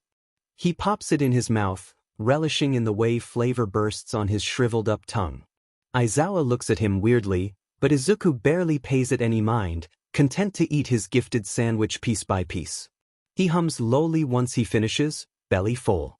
His stomach aches when he relaxes in the booth, cramping as the food settles in his stomach. Izuku looks back up at Aizawa, curiosity pulling at his tongue. What do you think of vigilantes? He blurts out, blunt nails digging into his arms at his lack of self-control. The question certainly catches Aizawa's attention. His face morphs into one that's more thoughtful, but it's quick to smooth out. I think they can be helpful if they don't make poor choices, he says, still looking at Izuku. Why? Well? Izuku clears his throat. Well, I've just never really, had a concept or opinion of my own. And well, I just wanted to hear your opinion so I could better understand mine. He's spitting lies, tar spewing from his mouth. Maybe if he says it more, the envy churning in his stomach will feel like a phantom pain. Aizawa raises an eyebrow. Have you ever thought of being a vigilante? Oh no. I just don't know what to think of them, that's all, Izuku quickly reassures, his hands waving, somehow burning up all the energy he's mustered today. Izuku pauses. Have you ever tried to be a vigilante? Before you were a hero, I mean. The hero in front of him freezes for a moment, but like water running off a duck's back, he's quick to correct himself. It's almost amazing to watch, seeing something so large become insignificant in the matter of seconds. I've thought about it when I was young, but I'm glad I didn't, he responds, voice clear. Why not? Izuku asks, leaning in closer to Aizawa, childlike eagerness burning through him. Curiosity killed the cat. The corner of Aizawa's lips tilts up, though it's not quite a smile. I would have never survived in that world. I was a child, a brain too big for my head. I would have been reckless. I would have gotten myself killed in the first week. Would you ever take a vigilante under your wing? Izuku asks, aware of the jealousy swirling through his mind. He makes sure to not make it noticeable. Aizawa hums. I would. Have you? Aizawa grins this time, mirroring a Cheshire cat with the way his lips awkwardly expand. Possibly. The answer is enough for Izuku. He stands, bony knees slamming against the bottom of the table. He winces slightly before scooting out of the booth. Aizawa watches him leave, only returning his eyes back to the cat in his lap once the bell rings, signaling Izuku's exit. And as Izuku skirts down the sidewalk, in between the many alleyways of this town, he reaches a new decision. A decision that could influence the rest of his life. Izuku decides to become a vigilante. To accomplish something Aizawa could not. He grins, raw and unfiltered glee rushing through his veins. Shinso never knew he was going to become a vigilante. It was something that had bloomed from his poor attempts of helping others. He was a skinny, bony 13-year-old boy with little to no experience with fighting. He'd always been on the other end of the punches being thrown. But that had hardly mattered in the moment. Shinso had brought a gun to a knife fight. A small pistol with a full barrel had been gripped tight in his shaking hands. When he raised the weapon, eyes squinting through the dark moonlight, he could barely think as he pulled the trigger. He had been aiming for the perpetrator's chest, yet had hit his shoulder. They had screamed, flames liking the corner of their lips. Dropping to the ground, the victim they were previously holding at knife point scrambled away. Shinso gulped when the person looked up at him, white strands dangling in front of their face. They snarled, teeth bloody. Pulling whatever confidence Shinso had together, he asked the man, What were you doing? What the F does it look like I'm doing? The man begins to yell, before being cut off as Shinso's quirk begins to take control of him. Slit your throat, Shinso commands him, looking away once the words leave his mouth, eyes bulging out of his skull. Blood-curdling fear flooded his system, blurring his vision and throwing a cloth over his thoughts. He presses his hands to his ears, staring anywhere but at the man in front of him. He doesn't hear the way his blood spurts, or his sputtering gasps, or even of his body completely falling to the concrete. Shinso had turned around and never looked back, the memory being pushed to the back of his head immediately. He had been cautious of using his quirk after that, unaware of what had made him do that. He's never been responsible for someone else's death since then, but he's always kept it as a reminder. He's aware that he's not processing this correctly, not truly understanding the damage he's done to himself and others. But that problem is not one of the present. He knows what he did was wrong, and that should be the end of it. Nobody knows it was him, and nobody has to know. The secret is something he's kept, even if it was the official beginning of his vigilante career. Shinso is not a killer. Hypnos is not a villain. Shinso does not know who that was that night. All he knows is that there's one less villain in the world because of him, and that's not necessarily a bad thing. Izuku stayed awake until midnight, a gas mask fitted tightly on his face. His mother had been holding on to it ever since Hisashi left. He's wearing one of his old school uniforms, dried blood splattered upon the clothing. His mask covered his green curls, pressing them against his forehead. He stuffed his feet into large combat boots, used to the ache in his toes. There's multiple knives he's acquired over the years plated on his person, hidden and strapped on his body. He spent 2 weeks watching Aizawa jump and leap from rooftops, tracking the places he patrols. He doesn't dare remember how he slit his own wrists, hoping his mother didn't enter his room as he fled the house in the form of a spirit. Aizawa is a trained pro-hero, he'd know if there were eyes watching him. Stalking him. Izuku continued to go to lunch on the 2 Saturdays he was watching Aizawa. The conversations were short and uneventful, but the food was always appreciated. And on this Tuesday, Izuku was currently avoiding Aizawa while also scoping out crime. He grinned under his mask, exhilaration like nothing he's ever felt before exploding through his gut. He's stalking through the hidden alleys, his hand hovering over the small dagger strapped to his hip. His hand is itching toward it, fingers tingling in such an unknown feeling. Turning into another tunnel of alleyways, Izuku could hear commotion, pained grunts, quiet curses, whispered threats. Izuku continues his way, feet only stopping once he's staring at the commotion. His posture is rigid, back straight and shoulders broader. He grips the dagger his hand was previously hovering over. He can't help but let out a little giggle, feeling the way death stands behind him, running her cold hands over his shoulders, whispering words he can't understand in his ear. The 2 men turn to face him, eyes wide. Blondie has blood dripping down his forehead, wet hands attempting to lift the shoe from his chest. The man with horns releases his foot from Blondie's chest before slamming the sole of his shoe back down. Blondie wheezes at the impact, face blooming into a dark red. Horn spits down at him, hitting Blondie's forehead. Blondie's face scrunches up. Izuku stalks closer, feeling death following him from behind. She takes his hand and lifts it, guiding the dagger into the side of Horn's, taking his other arm to block Horn's incoming blow. The man keels over, dropping to the floor. Red tendrils wrap around his arm, so dark they seem to be black. They unravel from his body, circling Horn's twitching form. They fully wrap around him, ice leaking from the strips of ribbon. The strands of ribbons fall off Horn's, returning to Izuku. The man is left in hardening frost, like a frame frozen in time. Izuku doesn't move for a moment, staring down at his stained hands. He walks toward Horn's, throwing him over his shoulder with a grunt. Walking out into the street, he drops him in front of her. The woman shrieks, startling back. Izuku clears his throat, staring up at the woman's disgusted face. "Call police," he says, voice gruff as he makes a phone call motion with his hand. The woman slowly nods before she takes out her phone, typing in 3 digits. Placing the phone to her ear, she attempts to answer the questions she's being asked as Izuku walks away. No, I don't know who he is. Why would I know someone like that? Izuku can hear her exclaim as he fades into the shadows, long gone. Death disappears, so Izuku makes his way to his house, legs tired and aching once he finally reaches his destination. His mother doesn't look at him when he enters, only faraway glances filled with pity. He bites his tongue, the silver taste of blood entering his mouth. She walks past him, nurse scrubs rubbing against her skin. "I'm sorry, Izuku," she says as she opens the door. Izuku clenches his fist and doesn't turn around when he hears his mother leave. Himiko is not evil. Her fangs are sharp and bloody, but she is not evil. Her nails are long and as jagged as talons, but she is not evil. Once, the thought of her being evil never even crossed the minds of others.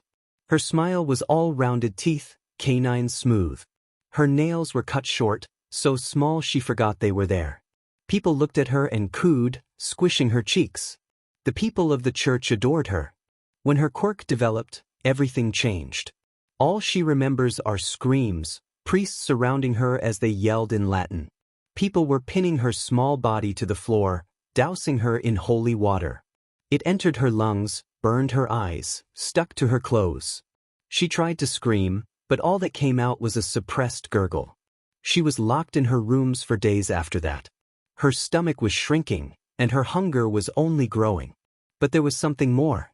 Something that was hidden in between the haze of hunger for something to fill her belly. There was a thirst for something other than water. Blood. It was disgusting, the way she salivated at the mere thought of it. She craved it, a deep instinct inside of her coming to life. She needed it. She needs it to survive. Oh, do her natural desires make her evil? Yes, she whispers, staring at her reflection in the still water of the river below her. She can't get the thought of blood out of her head, terrified of herself. She's terrified of the way she had plunged the knife into the chests of others. The way she ignored their screams for her own gain. But it felt amazing. The way the blood tasted in her mouth, coating her tongue. The way it stuck to her hands like a never-leaving friend. The way it dribbled from her mouth. She's tried to take blood from herself, slitting her skin open and lapping at the open wound like a starving mutt. She tried, she really did, but she only has so much blood. So much flesh to carve into. Maybe she should have cut deeper, relished in the blood staining her paling skin. Maybe she should have died with her belly full. She should have died with her own blood laid on her lips. She should have died with the disgusting instinct gone, quiet at her content consumption. But she hadn't, because she's selfish. Himiko is a selfish being. A terrible, disgusting, selfish monster who should be burning within the deep, dark depths of hell. And now she can't get the image of that boy out of her head. The way his last words had been something of forgiveness. Tears streamed down her face, mixing in with the permanent blood staining her flesh. She feels dirty, forever dirty. She'll never get rid of the feeling of blood on her. Never forget the screams of others. Never forget the words the boy whispered to her. He was like his own deity, full of kindness and love and forgiveness. He forgave her for her terrible acts. He said the words as if they were nothing. As if they were insignificant and didn't just tilt her entire world completely. Himiko ended his life. Ended his journey of living instead of ending hers. And he forgave her. He looked at her through hazy, dead eyes and said the words she's been waiting to hear her entire life. She sobs harder, collapsing to the ground. She scraped her knees on the sharp rocks littered in the dirt.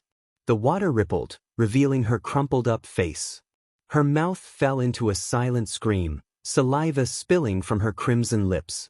A choked cry left her mouth.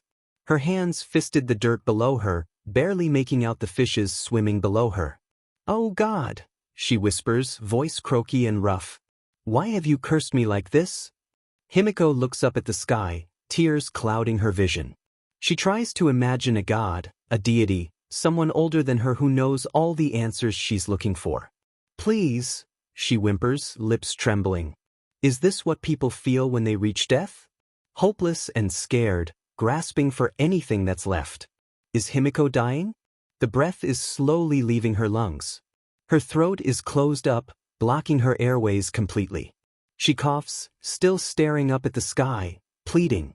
Her heartbeat is getting quieter, leaving her ears ringing.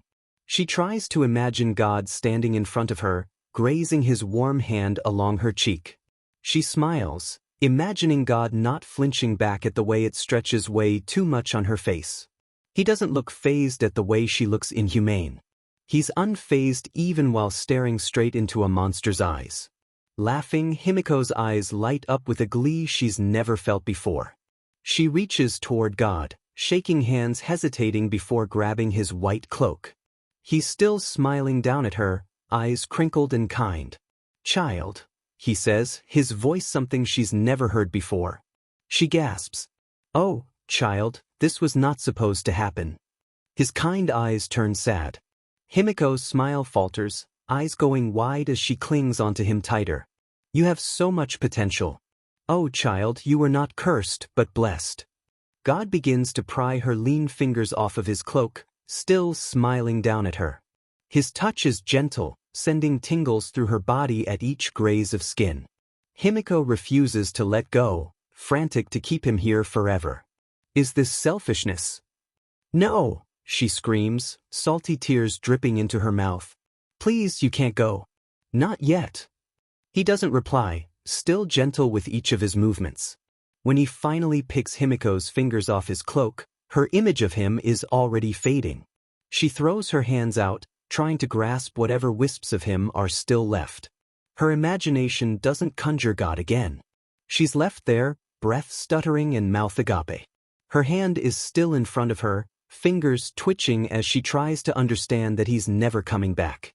Even when it was her own imagination, an insane hallucination, the cloth gripped in her fingers had felt so real. His voice felt so solid. And in these moments, Himiko breaks. She tries to hear his voice again, tries to remember all of his words. Anything that would give her answers on what to do with herself. "I forgive you." Himiko looks up at the sky, and finds it empty. She screams. Tuya Todoroki has become familiar with fire. He's bathed in its raging flames, lived through its undoubtful rage, experienced its tainted influence. Enji was a man who could never be a wolf in sheep's clothing. He was never hidden, always standing upon a pedestal, throwing himself and his true being out into the open. People had looked at him, stared at the destruction surrounding him, and had clapped. They praised him, loved him. Tuya was never one to be grouped as the people. When he was young, he was idiotic and naive, fighting to be someone worth noticing by Enji, burning his own body, scarring his skin and mind with only one goal left, prove to be better than Enji's man-made masterpiece. Shoto was never really a human. A tool, an experiment, a double-bladed knife gently hung up on the wall. Sharpened to absolute perfection. Enji had begun to sharpen Tuya, finally giving up when Shoto had been created. Natsuo and Fuyumi had never experienced the rush and joy of the praise and attention. Have never broken themselves down to just barely build themselves back up. They had never felt the things Tuya felt, and they would never understand. And so Tuya would prove himself. He would stalk into the woods, like a wolf leaving its pack, and he would prove himself. But Enji never showed up. Had never showed up until the trees were no longer dancing amidst the wind, only being carried by the flow as insignificant ash. Tuya had burned, but he had not fallen. And he would rise to become more. To finally prove himself. Mitsuki has always been a hell of a woman. Brash and unforgiving, she was the definition of rough edges. And she knew, when she gave life to a child, that they would be just like her. They would inherit her beauty, her confidence, and her faults. But she also knew that they would be smoothed out by Masaru's traits that she so lovingly adored. Old hag. Oh, maybe she should have wished upon a shooting star. "I know you're not speaking to me like that, young man," she yells, voice grating against the walls of her throat. She throws the dish and soapy rag she was holding into the sink, ignoring the way a chip cracks off the porcelain dish. Katsuki storms into the kitchen. "Who else would I be speaking to, huh?" Mitsuki sneers, pulling her lip back to reveal pearly white teeth. "I am your mother. You do not get to disrespect me like this." She ball up her fists, manicured nails digging into her palms, indenting white crescents into the skin. She attempted to pull back her rage, to not let it explode. Taking in a deep breath, Mitsuki lets her body slightly deflate, trying to take a page in Masaru's book. She needs to become calmer, yet still stand her ground in order to fill in the places Masaru leaves lacking. Katsuki scoffs. "Why can't Dad be here instead of you?" he mumbles, yet Mitsuki still hears it, and all attempts at being calm go out the window. Mitsuki takes 2 steps towards her son, mind blank and limbs full of the instinct to move. Her hand flies out faster than both of them can blink. Her son's head snaps to the side, eyes still stony as he seethes. There's a cut along the side of his cheek from where the jewel of her ring had cut into his skin. She hadn't realized she'd been twisting it around her finger earlier. She freezes, regret quickly filling her heart, making it beat faster. She opens her mouth, looking for an apology, like she always does, yet fails to find one that doesn't bruise her booming pride. Her hand drops to her side, the movement stiff yet calculated. She forces herself to take another deep breath. She shuts her eyes. "Go to your room," she forces out between clenched teeth. Katsuki obliges, but not without muttering a few curses under his breath. When Mitsuki hears Katsuki's door slam, she places her hand on her face, clenching her jaw tightly. She's been trying to get better, to stop letting anger control her movements, like an untrained animal. Katsuki is just like her, pride too big for their bodies, empathy lacking in their beating heart. They had not smoothened over the years, only learning how to understand their rage.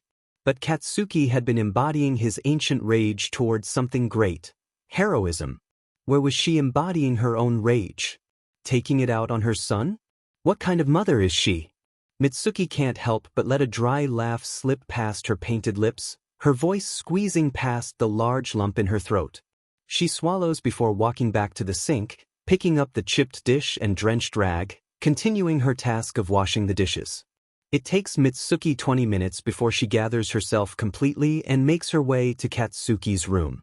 She knocks on the door, slightly leaning against it before turning the knob.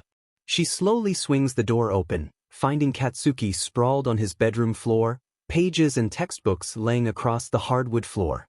Crossing her arms, Mitsuki leans her entire body weight on the doorframe. She blows a breath out through her mouth, staring at the floor before finally looking at her concentrated son. He refuses to meet her eye. Clearing her throat, she stands up straight, fixing her slanted posture. She raises her chin, but her shuffling feet reveal her uncomfortability. Katsuki rolls his eyes, finally looking up at her through angry, hooded eyelids. "What?" he spits, pencil twitching in his grasp. "Come on, brat, get up," she says before turning around and making her way to the bathroom located down the hall. Katsuki groans behind her, but stands to follow, already knowing the procedure they regularly go through.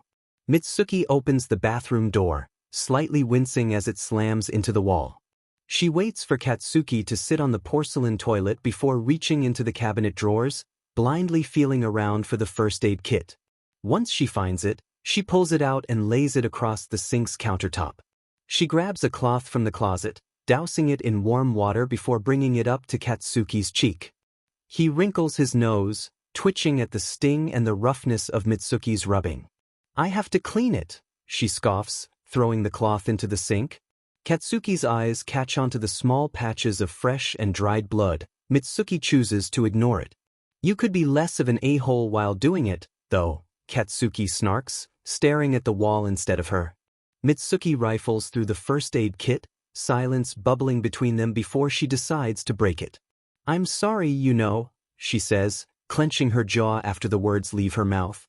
It feels like she just cracked open her ribcage, exposing all of her vulnerable organs ready to be inspected and dissected. She shivers, hoping her son hadn't caught onto the small action despite being greatly observant, just like her. Katsuki's eyes don't move from the wall. "I know." She knows that he feels the same as her, weak and vulnerable. Maybe that's why they can never seem to be the perfect mother and son. Two alike. Katsuki is everything that she has tried so desperately to hide, for it to never be seen. He has always been her son, yet just with all of his flaws flowing from his body like an overpowering ooze. Unlike her, he hasn't learned to hide it yet. Mitsuki continues bandaging Katsuki up in silence, filled with 1,000 words that go unsaid. Katsuki can read Mitsuki the same way she can read him. He leaves the bathroom while Mitsuki is packing the first aid kit back up and tucking it away into the cabinet, sure to see the large red cross again soon enough. She really doesn't understand how Masaru does it. How he can never feel like tiny critters are crawling underneath his skin every time he speaks about his feelings. How he can take every hit and punch that bruises his pride with a warm smile along his face. Mitsuki bundles her fists up, staring down at the drain staring at her from the middle of the sink. She breathes, slowly closing her eyes as she tries to collect herself again. Masaru never feels like a cut-open frog splattered on a cold, metal table. Masaru is like a turmoil of fluttering butterflies, peacefully flying through a garden like a stone skipping across a still river. Taking a long, deep breath that fully fills her lungs, she slips her jeweled ring off her slim finger and places it on the marble countertop. This won't happen again, she promises to herself, staring at her reflection. She can feel the shame the lie brings to her skin. Shota has been listening to a woman rant for almost 3 hours now. No, I don't know what the hell he looked like. I've repeated this a million times. Can't I just leave now? The woman screams, slamming her hands on the table separating her and the detective. Tsukachi sighs. I'm just trying to get more of an insight of who this vigilante could be, that's all, ma'am. Please calm down. I am calm, the woman seethes. Maybe if you took a Xanax, Shota mumbles under his breath, ignoring the way Tsukachi turns around just to glare at him. Tsukachi pinches the skin between his eyes, resting his elbow on the table in front of him. Just tell me how your night went from 10 minutes before you saw this vigilante. The woman scoffs before lifting her eyes toward the ceiling, suddenly in thought. Well, I had just left the diner where I was meeting up with a friend, crossed the street with him, and then we waved our goodbyes once we reached the light and crossed the road to the left, and he continued walking straight. She pinches her dress between her fingers, pulling it away so it wasn't clinging to her thighs. Then I was waiting for the signal so I could walk across the street. Again, I live pretty far from the diner we decided to go to. And this kid just popped out of nowhere, wearing a black gakuren and this huge gas mask. Oh my gosh, he was just so awkward. She pauses, bringing her hands that had been enunciating her speech back into her lap. She takes a deep breath, bringing her chin down slightly and then says, in a deep voice, "Call police." Tsukachi furrows his eyebrows, glancing back to Shota. That is what he said to you? He asks, tapping his pen against his thigh. The woman throws her hands up once again. No. It was the doves speaking to me from the sky. Of course that's what he said to me. How tall was he? Oh my gosh, he was short. I thought he was some kid playing a prank on me before a literal body fell right at my feet. And this body, you say he was covered in a sheet of ice? Yeah, but it was really thin, not thick or exactly solid like normal ice. Think snow but more compact. Tsukachi scribbles something down in his notepad before standing up. Right, well, ma'am, I believe you're free to go home. Thank you for your time. Not like I had much of a choice, she sneers before snatching up her purse that she had previously dropped to the floor. The woman waltzes out the door, mumbling a few more nasty words and curses on her way out of the building. That was the longest 4 hours I have ever experienced, Shota says, walking toward Tsukachi. The other man sighs, placing his face in his hands. It was 30 minutes. Really? Shota asks incredulously. Tsukachi just turns around and walks out, moving around the halls with only one possible destination in mind, his office. Shota wordlessly follows behind, steps silent as they make their way through the station. He buries the bottom of his face in the weapon looped around his neck, quietly yawning as he yearns for someone to knock him out into a coma, just so he could catch up on all of the sleep he's missed throughout all of his life. When they both reach their destined location, Tsukachi pulls out a key, unlocking the door and opening it up. The door swings open, and the both step in. Papers and files are all spread across Tsukachi's desk, spilling out of the many drawers he has in his desk. File cabinets are open, some filled to the brim, while others are noticeably lacking the many manila folders. Tsukachi walks over to his desk, laying his hands flat against the many things covering it, and slips his fingers between two stapled packets. He pulls out a lone piece of paper, glances at the first few words littered across, and frowns. He then reaches in the far left corner, flicking through the many folders, files, packets, and papers before finally finding the one he was looking for. Bringing the manila folder up into the light so he could see it better, Tsukachi can't help but grin slightly at his successful find. Shota walks up to Tsukachi, stopping in front of the man when suddenly a folder shoved in front of his face. He takes the item gingerly, scraping his thumb pad against the front of it before opening it up. There's not much evidence in the folder, only grainy photographs of the vigilante from the many traffic cameras. There are no photos or videos of him performing the act of making the man he attacked unconscious, but there is evidence of him dragging the motionless body across the street. Tsukachi points to one of the many photos on one of the papers. I've sent the footage of him to your work email. It would be great if you could go through that possibly more thoroughly than I did. I'm going to send you the recording of Kimiko's statement by tonight if you need to refer to that at any time. Shota pauses, looking up at Tsukachi. You want me to do this case? He asks, glaring down at the man. The man in question sighs. You're great with vigilantes, you also cross paths with them more often than not. Shota flips to another page held in the folder. By this photo, he points to a clearer picture of the vigilante and his surroundings. He is not near where I usually patrol. I wouldn't even cross paths with him. Tsukachi purses his lips. Well, I need you to change your patrol route. We were going to move another underground in your area recently anyway. This way, the places you were originally assigned don't get left to kick up dust, and you can help the lesser areas while also tracking down a vigilante. Best of both worlds. That's not what that phrase means. Shota deadpants, face falling flat. Tsukachi pats Shota's shoulder, staring into Shota's eyes as he continues to lay his hand on Shota's shoulder. It does now. Shota leaves the station with a manila folder in hand. Hizashi really never understands what is going on with Shota. At one point, he's going to the cat cafe to meet up with a middle school boy who looks like he's on death's doorstep every Saturday. Then, he agreed to train a young vigilante weekly. And with both, he's surprised that not all children are like cats. If you continue to feed them, they'll continue to come back. Shota had always tried that tactic on Hizashi. Every day, for 2 years, Shota would give Hizashi a granola bar right when he woke up. It was a weird habit to get used to, especially when Shota expects him to just leave him when he refused one.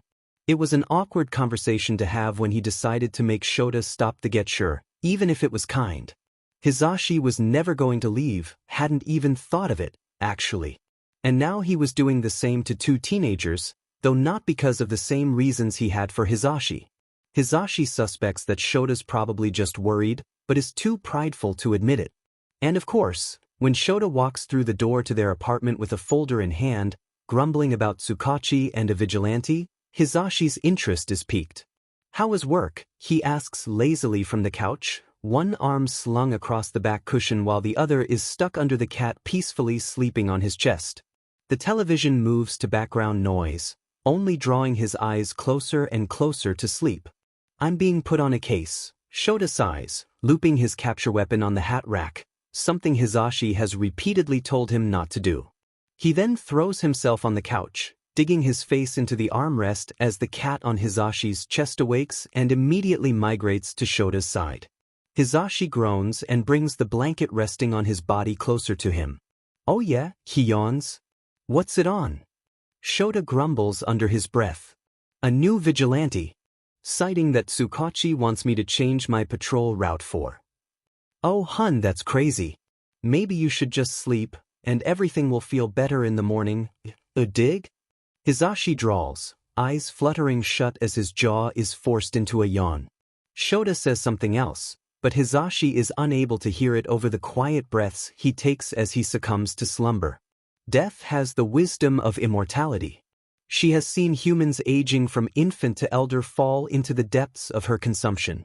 They roam around her, their lives before death flashing through her mind. They will scream and yell, whimper and They are the voice of the dead. And the dead are angry. All of them were not meant to end up here, living in this endless limbo of constant numbness. They were supposed to live, to breathe, to smile, to cry, to feel. They were meant to see bright green grass. They were meant to watch the clouds cut through the sky. They were meant to look up at the stars. They are not supposed to be here. Sometimes, death envies life. The way she can make each human, crafting them to live the life she has planned out for them. To see the beauty of her creations, sing her praises as she watches them dance across her land. But the humans are defiant. They do not follow the path that life has given them, simply because they do not know it.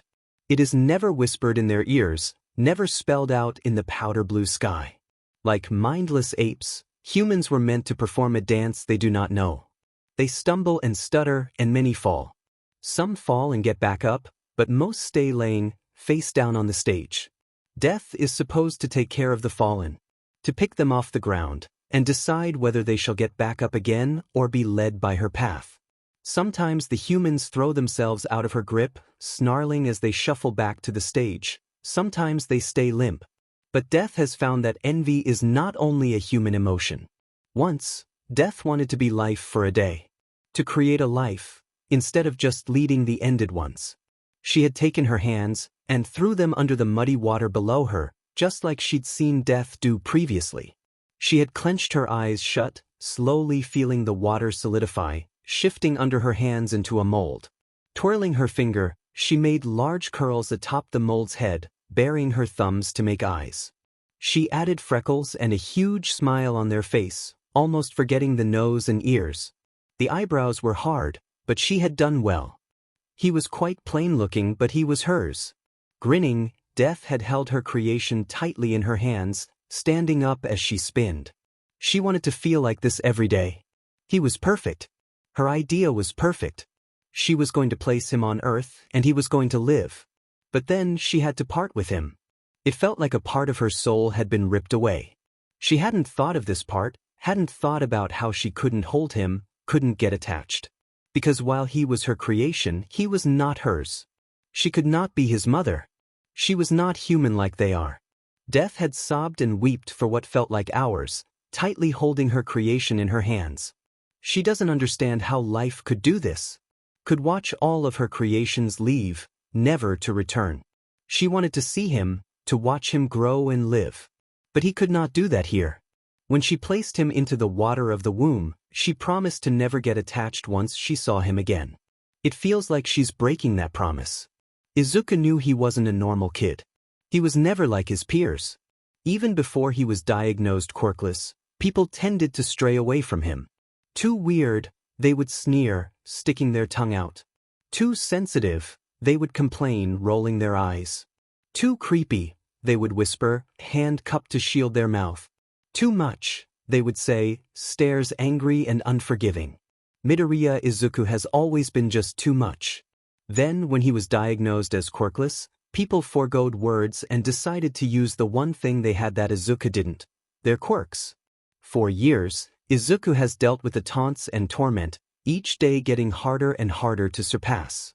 He's forgotten days, floated through weeks like a lost soul. When asked what day it is, Izuku's mind blanks, only finding empty space and stuttering words. His memory is something that he can never trust, unsure if the memories that flit through his brain are real or not. So, really, Izuku can never be sure if all the terrible things he remembers happening to him are real or not. He's always had such a great imagination, such bright creativity since a young age. And when his mother confronts him, a stern look in her eyes, the words that leave her mouth make a shiver run down his spine. "I signed you up for therapy," she says, staring at him as she crosses her arms. Izuku freezes slightly, breath hitching as he almost mistakes his mother for Kaken. Izuku stands straighter. "I don't need therapy," he replies, voice barely above a whisper. Nothing is wrong with him. Nothing has ever been wrong with him. His mother's eyes soften, glancing down at the wooden floor. "Izuku, you need help. We need help. I want to fix this. Please, don't fight me on this." "Why do you want to fix this now?" Izuku asks, voice taking an edge. Why couldn't she have done this earlier? Why couldn't she have helped him, fixed him, when he had been able to be fixed? To be helped? Inko looks up at him, slowly putting her arms down to her sides. I never realized how badly I hurt you. Never realized how much you were struggling. I also signed up so we can both get the help we need. This is a new chapter for us, Izuku. A good one this time. He shakes his head. There's never a good chapter, he says, biting down on his lip to keep them from trembling. He tried to blink back his tears, feeling them stick to his eyelashes. No, Izuku, there will be. I promise. I know things haven't been good since Hisashi left, but he killed me. Izuku yells, throwing his hands out, eyes wide and bulging as he seethes. It was an accident. He didn't mean it, Izuku, I swear. He was just angry and got out of control. He apologized. Izuku shakes his head, squeezing his eyes shut as he clenches his jaw. No, he apologized to you. He did not leave, he fled. Your father loved you. Inko screams, balling up her fists. He is not my father. He burned me alive. Inko snarls. You're being overdramatic, Izuku. Your father is not a murderer. He couldn't have killed you because you're right here. I can see you. Not dead. Izuku screams. You don't get it. You're never going to listen to me. Hisashi loved both of us. He left because of guilt. He never killed you, only slightly harmed you. It was an accident, Izuku. Understand that. Izuku tangles his fingers into his curls, pulling at the strands. He collapses to the ground, knees clanking together at the impact. He shuts his eyes tighter, biting down on his tongue until blood fills his mouth. Tears stream down his face. Izuku chokes on a sob as he slides down to the floor slowly. Images of fire taunt his mind. Pain of flames lick his skin. It's not real, he knows. The flames are not real. The pain is not real. The fire is not real. His father is not real.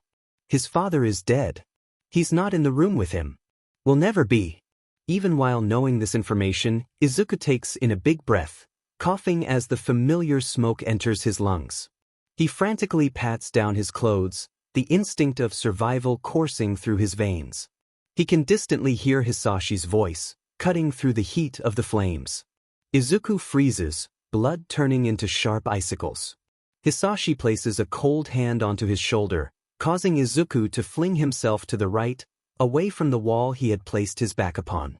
Izuku is screaming, flames dancing across his hands as he places them on the floorboards, attempting to scramble away. Izuku! Hisashi yells, voice rough and smoky as flames continue to filter out of his mouth. Izuku won't stop screaming. Izuku turns himself around, crawling on the floor as he tries to reach the door that will release him from his burning house. The flames come closer, inching toward his vulnerable feet. He whimpers, blindly reaching for a solid wall. He finds one, knocking a picture frame off the wall in the process.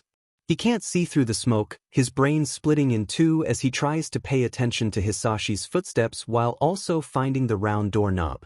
His hand hits something circular.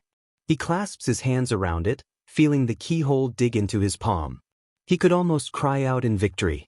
Hisashi's hand grips the back of Izuku's shirt. What are you doing, Izuku? Hisashi whispers into Izuku's ear, and Izuku can imagine the grin he has plastered across his face, like a predator catching prey. He can feel the way flames tickle the back of his neck when the words leave the man's mouth, burning off the hairs that reside there. Izuku quickly throws open the front door, stumbling out onto wet grass. He opens his eyes, breath coming out in large pants. He looks behind him, expecting to find Hisashi standing at the open doorway with a smug smile lined on his face. Only he finds Inko, his mother. She's standing there with a horrified expression, sweat dawning her forehead. She looks disheveled. Izuku stands straighter, the wild look still in his eyes as he looks around, fully spinning his body until he's checked everywhere around him. His breaths begin to quicken as he notices that Hisashi is nowhere to be found. He looks to his mother. Where is he? He yells, twitching his head whenever he hears a noise. He's not sure when Hisashi's going to pop out on him. Where's who? His mother yells back, walking towards him. There's nobody else here, Izuku. Please, tell me what's going on. No, he was just here. There was fire and flames and pain, and he was just here. You have to believe me. You have to believe me, Mom. Inko looks around at the open area of their front yard, finding no one. There's nobody here. Izuku who? She whispers, unsure of how to approach him. Hisashi. He was just here. He touched me and spoke to me. You have to believe me. I know he was here. I'm not lying. She reaches for Izuku's hands, ignoring the way he flinches back from the movement, and holds them in hers. She looks him in the eye. There was nobody there, Izuku. Just me. Hisashi. She looks away for a moment before snapping her eyes back to him. Hisashi is dead. Izuku continues to shake like a leaf in the wind. But I felt it. I felt everything. Inko purses her lips. You need help, Izuku. Let me help you. You won't have to suffer like this anymore. He shakes his head. He was here. I was burning. No, Izuku, you're not injured at all. Nobody has hurt you. Nobody has burned you. Hisashi is dead. He cannot be here.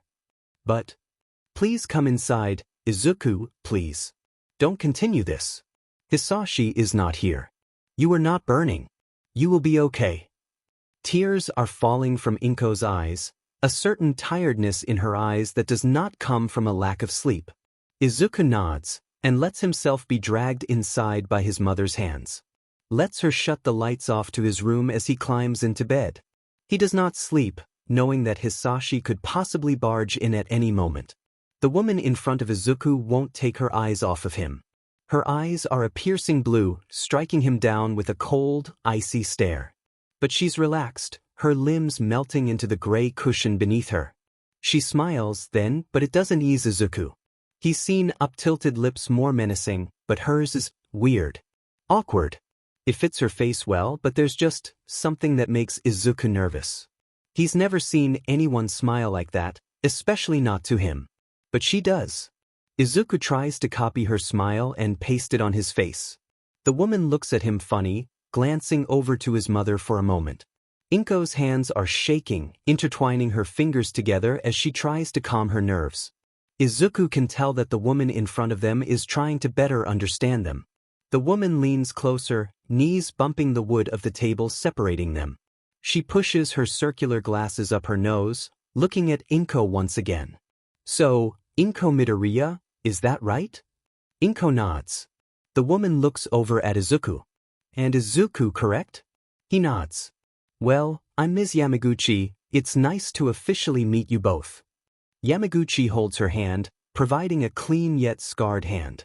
Inko shakes it, giving her one of her weak smiles. Yamaguchi then brings her hand over to Izuku, her palms staring at him. Izuku freezes before hesitating and slowly revealing his hand, something littered in scabs and scars. There's dirt matted under his fingernails, and they're disgustingly sharp from his teeth. Yamaguchi shakes his hand anyway, expression never souring. She pulls her hand away.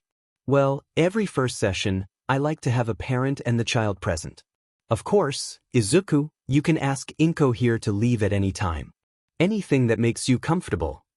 Inko glances over at Izuku, a familiar worried glint in her eyes. I can leave. If you want, she whispers. He shakes his head, not really sure what he wants. Alighty, well, first off, I heard this is both of your guys' first time attending therapy. Could you tell me what made you two want to begin? Inko chuckles quietly. Well, we've just been having problems. Izuku refused to come, but I had already signed up. He's not very happy to be here. That's okay. It can be nerve-wracking when you first begin this type of thing, and that's normal. Izuku shifts, shuffling where he's seated. Inko frowns slightly. Can one of you tell me about these problems you recall having? Yamaguchi asks, typing something on her laptop she has placed on the table. His mother nudges him, and Izuku looks away. Just emotional stuff, he answers curtly. If you wish to, could you elaborate on that? He clears his throat, staring down at the floor. He opens his mouth, fishing for an answer, but Inko beats him to it. I'm worried, she says, the loudest she has the entire session. We've had a rocky relationship ever since, ever since my husband passed. I just want to have a relationship with my son. I want to be better. Tears are forming in Inko's eyes before she shuts them, swallows, and takes a deep breath. She opens them again. Izuku wishes she never looks at him ever again.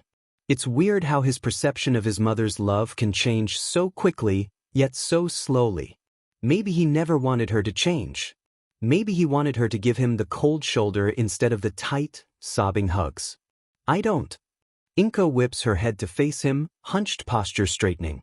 She furrows her eyebrows. You don't mean that. Izuku refuses to look at Inko. He continues to stare at the floor. I do, he says because he does. He doesn't want to get better. Doesn't want his mother to apologize any more than she already has. Yamaguchi pauses for a moment. Izuku, could you elaborate on that? She asks, a quiet finger tapping on her clothed thigh. Izuku focuses on it. He opens his mouth, expecting words to tumble out, but he's met with silence. His mind is blank. He's not really sure if he can elaborate on what he meant. He shakes his head instead. Inko looks over to Yamaguchi. He doesn't know what he's saying. This is just a big change for him. Izuku bundles his pants in his fists. You don't know me. Don't say that, Izuku, Inko pleads, tears gathering in her eyes once again. Her eyes won't leave him. His nails are breaking through the fabric of his pants. Izuku takes a deep breath, ignoring the way it stutters around his rage. He closes his eyes, trying not to hyperventilate. He fails. It's okay to be angry, Izuku, Yamaguchi says, because she doesn't understand. She doesn't understand everything that is going on inside of his head, his mind, and his soul. She doesn't understand and she never will. He is not angry, is not meant to be angry. He breathes. Just let me fix this, Izuku. Please, stop shutting me out. Izuku doesn't know what made him abruptly stand up. Maybe it was his mother's voice, teetering between speaking and sobbing. Maybe it was Yamaguchi's indifferent yet calming way of speaking to him. Maybe it was the invisible rage held in his hand, weighing it down until his limb was down to the floor. There are tears burning his eyes, and he knows he looks just like his mother, a crying, wrecked mess. But he doesn't let his shine as much as Inko does. Doesn't let the water spill over as easily as she does. He quickly leaves the room, ignoring his blubbering mother as he rushes out of the building. He can barely hear Yamaguchi consoling Inko as his fast walk turns into a run. He's running. Running from his issues, his problems. Running from his mother and Yamaguchi. He doesn't think he can face anybody at this point. The backpack he had forgotten that was strapped to his back shaked with every fallen footstep. He had forgotten why he had decided to bring it. Maybe he knew he was going to do this exact thing. Run. Maybe he knew he wasn't going to make it home tonight. Maybe he knew that he wasn't going to be able to even bear the thought of facing his mother. Izuku always knew he was a coward. His breath is coming in short gasps, head spinning and vision swarming. It feels like he's drowning, like he's crawling to death's doorstep like a dying dog. And when he stops, hunched over, in front of the cafe where he meets Aizawa every Saturday, he breaks. He does not sob like his mother. The only clue of him crying is the tears dripping from his cheeks onto the pavement. The air is warm today, hanging around his body like a dirty blanket. It's a Thursday, but he didn't go to school. He wasn't able to drag himself out of bed, eyes bloodshot and baggy. It's evening now, the sun dripping all of the pretty colors into the blue sky. He falls to his knees and scoots into a gaping alleyway, only stopping when his back meets a grimy cement wall. The sun is falling. It's falling toward him. A big burning ball of light is falling toward him, blinding him by making his retinas explode in a big flash of flames. He rips his backpack off of his shoulders, blindly grasping for the zipper keeping all of his items away. He can't breathe. He unzips it, digging into one of the pockets. He needs to breathe. His hand latches around the gas mask he'd been searching for. He's dying. He straps it on his face. Izuku doesn't cry as he feels each of his nerves being severed by the lick of fire. Only a whimper escapes his lips as he feels himself lose consciousness. He doesn't know if it is death or life holding him. He's not sure he wants to know. There's a hand slapping his face, words traveling into his ears before being thrown out the other. The action makes a groggy memory pop to the front of his mind before it's drowned out by all of his fading thoughts. It takes Izuku a few seconds to collect his thoughts and bearings, to remember who he was and where he was.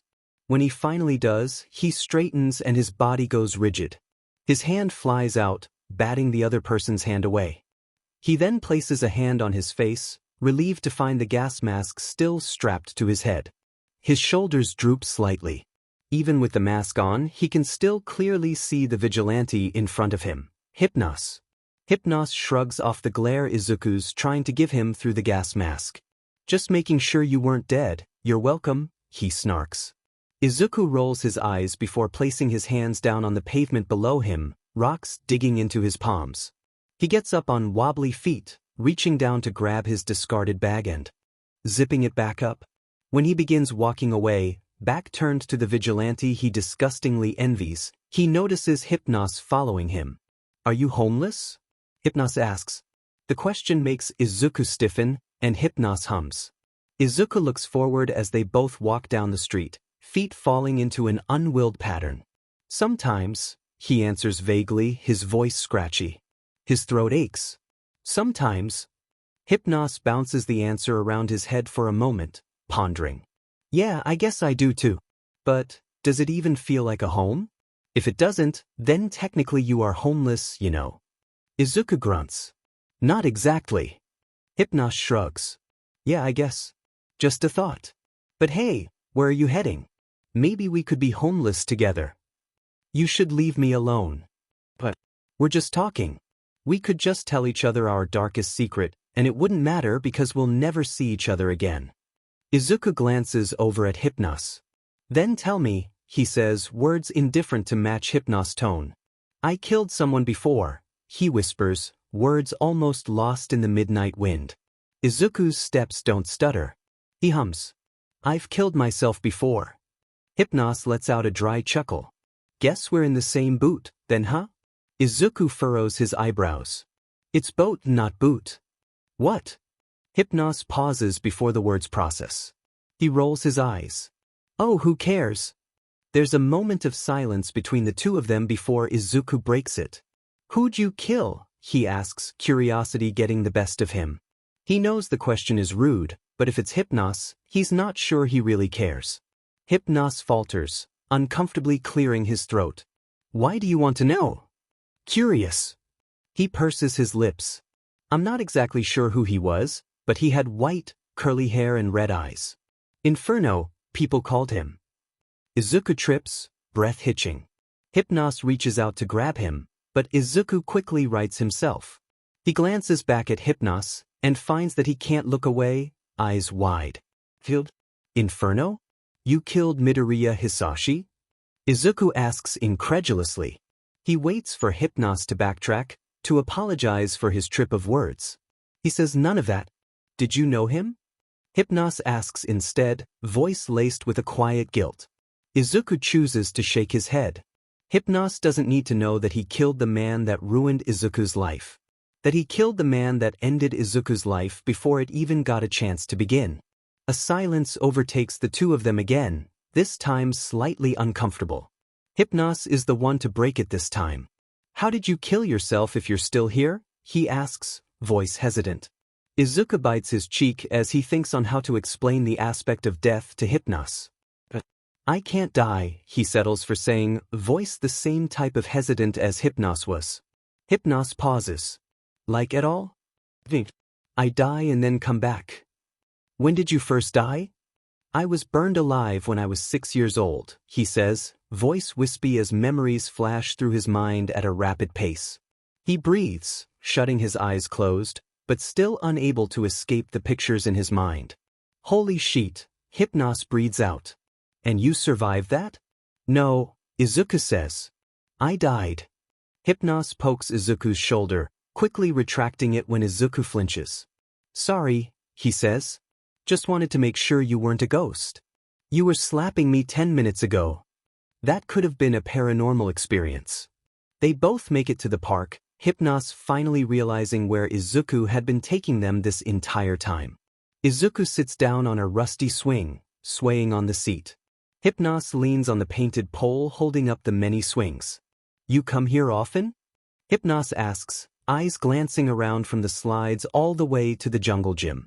"Only when I need a place to stay," Izuku answers curtly, body relaxing to the quiet sway of the swing. His eyes begin to droop. "You?" "Every night," Hypnos says sleepily. He's dropped to the floor. "It's got the type of peace you don't usually find at night." Izuku hums in agreement, head leaning against the chain holding the swing up. The cold metal brings him a sort of rushing calm. "You a vigilante?" Hypnos asks, knees brought up to his chest as he speaks. "Sort of," Izuku answers, remembering the way red tendrils slid down his arm like running lava.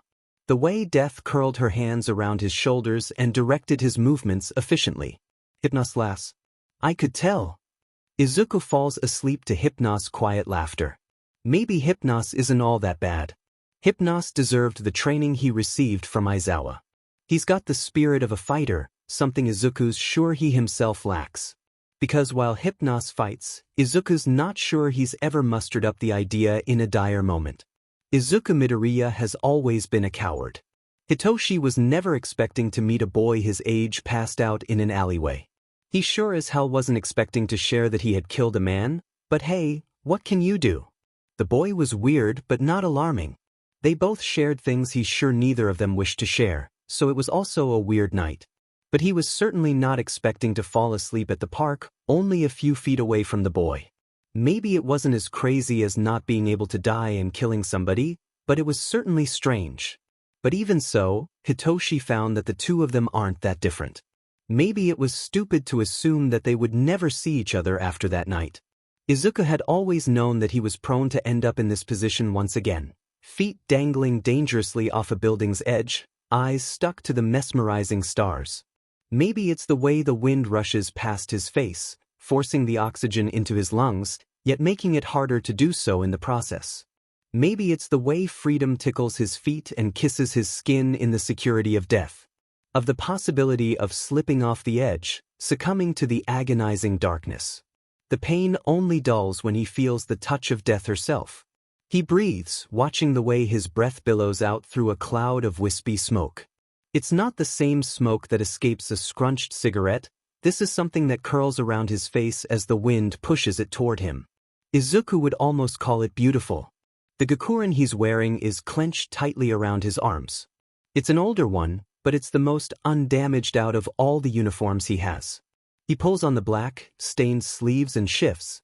Nerves buzz under his skin for a moment before fading away, becoming a quiet memory. Izuku wonders if that's all he's been, a quiet memory. Someone you remember when you hear their name, but yet can never remember. Their voice or face. Just their existence. He's not even sure if anybody remembers his name, actually. Then maybe he's nothing. Not a quiet memory, probably hardly a memory at all. He's sure that when he dies, the people engraving his gravestone will pause, suddenly at a loss for words. His name will slip their mind, his birth date long forgotten, and nothing will ever be written down. Just a smooth slab of rock waiting to be lost to history. Footsteps become audible to Izuku, snapping him out of whatever haze of mind he had found himself in. He doesn't turn around, but the twitch of his hands reveal his knowledge of the presence behind him. He begins to swing his feet, feeling the exhaustion weigh down his bones. The movements are sluggish. Midoriya, the man greets from behind him. Izuku immediately recognizes the voice as Aizawa's. Izuku looks back, watching Aizawa's eyes flicker over to his backpack, the spot next to it lacking a pair of loud, red shoes. He can see the way Aizawa's shoulders become less rigid, relaxing. "Aizawa," Izuku greets back, his voice gruff. His eyes are crusted with dry tears, and he's sure Aizawa could hear it in his voice. Maybe he can imagine what Izuku's sobs sounded like. The man in question takes a few steps forward. Izuku places his hands in his lap, turning around and pulling on his stained sleeves. His wrists burn at the movement, an ache he's become accustomed to.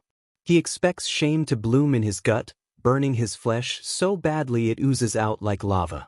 But it doesn't. Instead, a weird sense of nothingness washes over him like a summer wave. yet his body is still cold. He's not sure he will ever be warm again.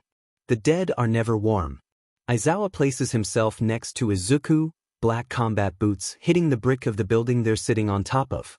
The man pulls a leg up and rests his elbow upon his knee, as if the summer wave had hit him too. Yet this wave seemed to be something calmer, filled with seashells that granted people wishes. Izuku doesn't think any wave has ever given him seashells. "What are you doing up here?" Aizawa asks, breaking the silence they had unknowingly created. Izuku pauses. "Passing the time," he replies, voice as quiet as a whisper, yet Aizawa hears him. He plucks at his sleeves again, catching Aizawa's eye. "You cold?" Aizawa asks, eyes glancing away to look up at the night sky. Izuku looks down at the streets below. "I'm always cold." Izuku thinks back to when he had jumped off a building. He remembers the blood, his mangled and torn body, the pain that exploded throughout his entire body. Disgustingly, he craves it. I've gotten used to the chill." A silence erupts between the two of them yet again. The wind ripples between Izuku's hair, barely moving his matted curls. Aizawa's hair blows back in clumps. Aizawa glances down at Izuku's sleeves. "You're bleeding," he says, voice portraying nothing except nonchalance. Izuku sometimes wonders if his tone of voice is actually just acceptance. Izuku nods, the action sending his head for a whirl. He blinks back the creeping nausea, bites back the bile sleeping at the back of his throat. He coughs, feeling stomach acid burn his tongue. This time, Aizawa turns to him, pulling a leg over the building's small ledge, holding his hand out, palm up. "Could I see?" Izuku reels back, his mind blanking for a moment. His confusion quickly turns into hesitance before he lays his arm out, palm up. He didn't place it in Aizawa's waiting hands. The feeling of flesh touching his skin, covered or not, made his skin crawl. Aizawa begins to slowly peel back his tight sleeves, making sure not to make contact with Izuku's skin. Izuku continues to be wary. And when the whole sleeve is rolled up to Izuku's elbow, he can truly see the damage he's done to himself. Red, angry streaks litter his skin, some still bleeding and bloody, others have already dried, crusted blood keeping the blood in his body. But even with his wounds exposed, Aizawa's face never changes. It doesn't morph into something disgusted or something angry. Not a lick of pity flashes through his eyes, and Izuku finds himself no longer being as stiff as he was before. Aizawa reaches into one of his pockets, one Izuku had failed to notice. He, surprisingly, brings out a roll of gauze. The bandages roll out unevenly, twisted and curled up into a messy ball. The man begins to unravel the clump of gauze, always glancing at Izuku.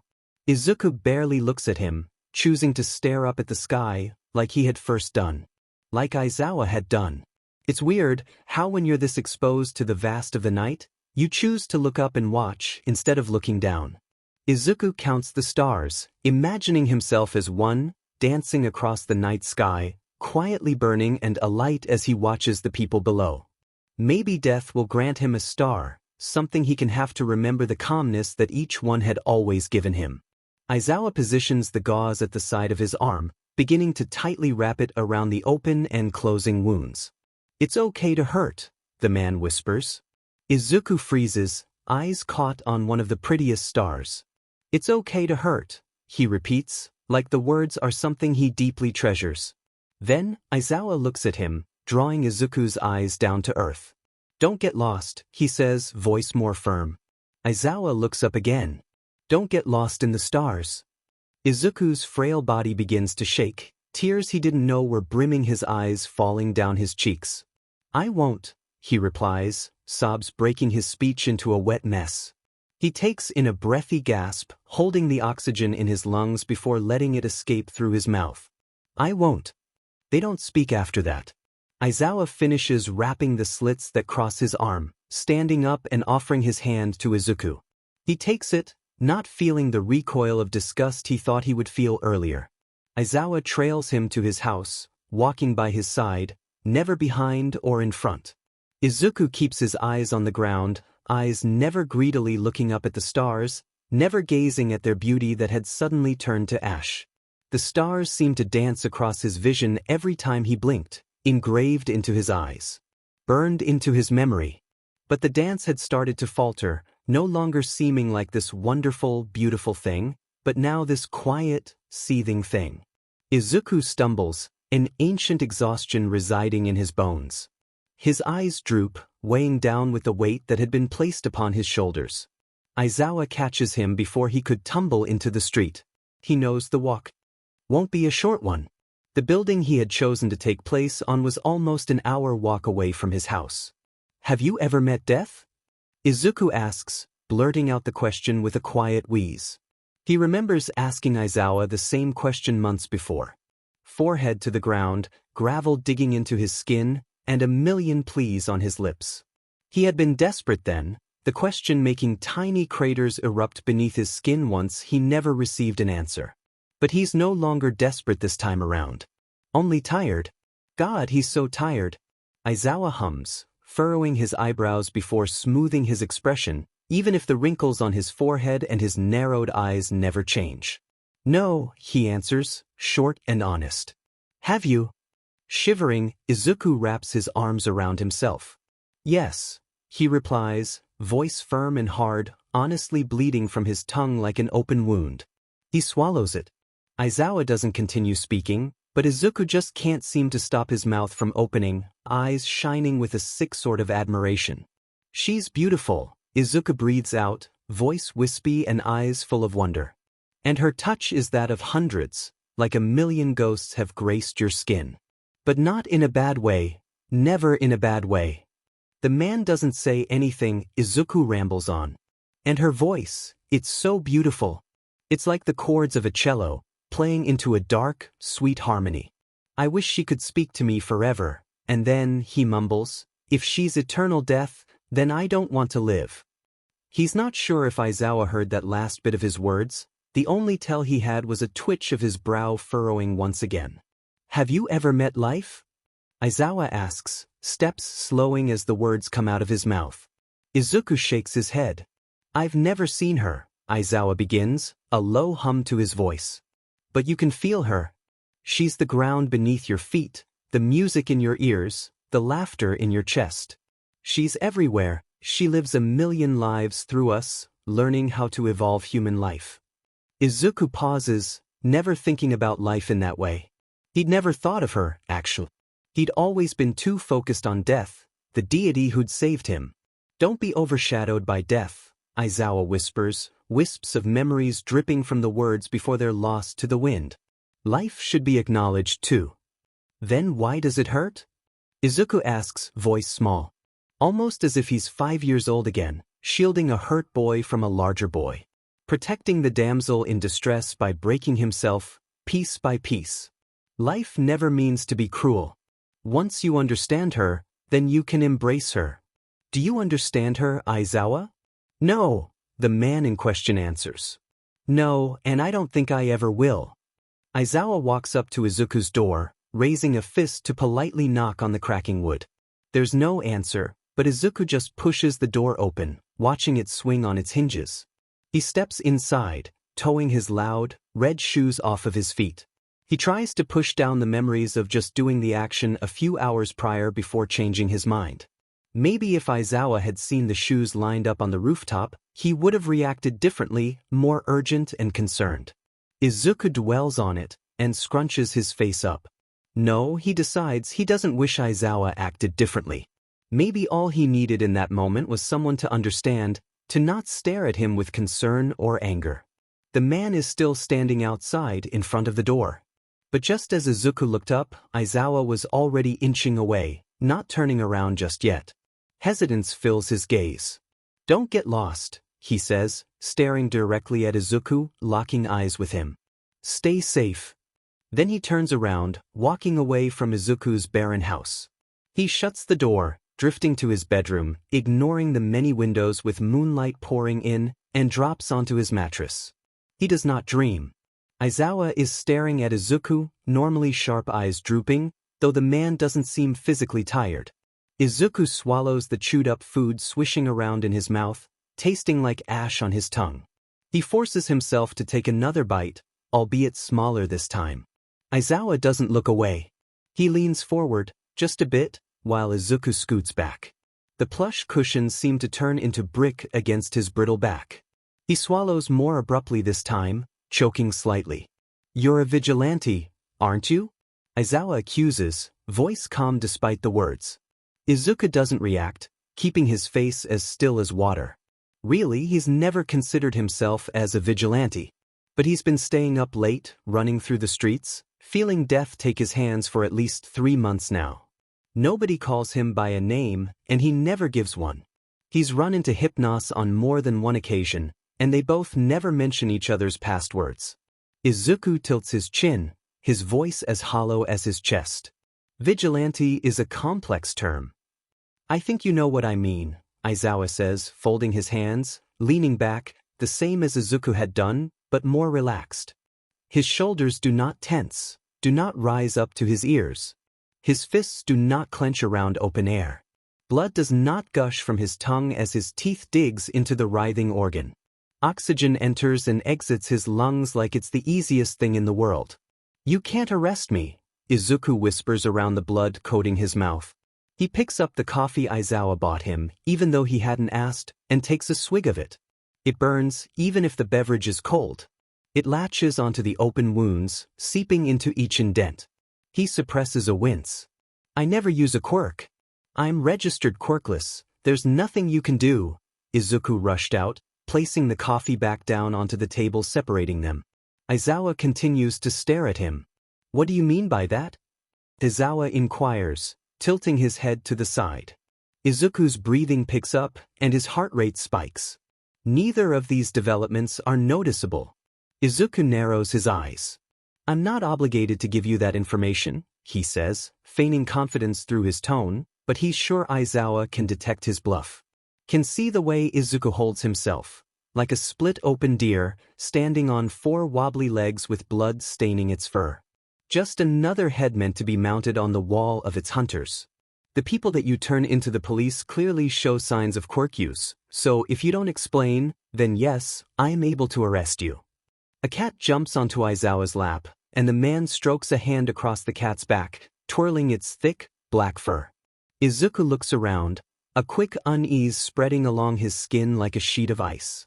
He shivers, shaking. His head. "Not here," he whispers.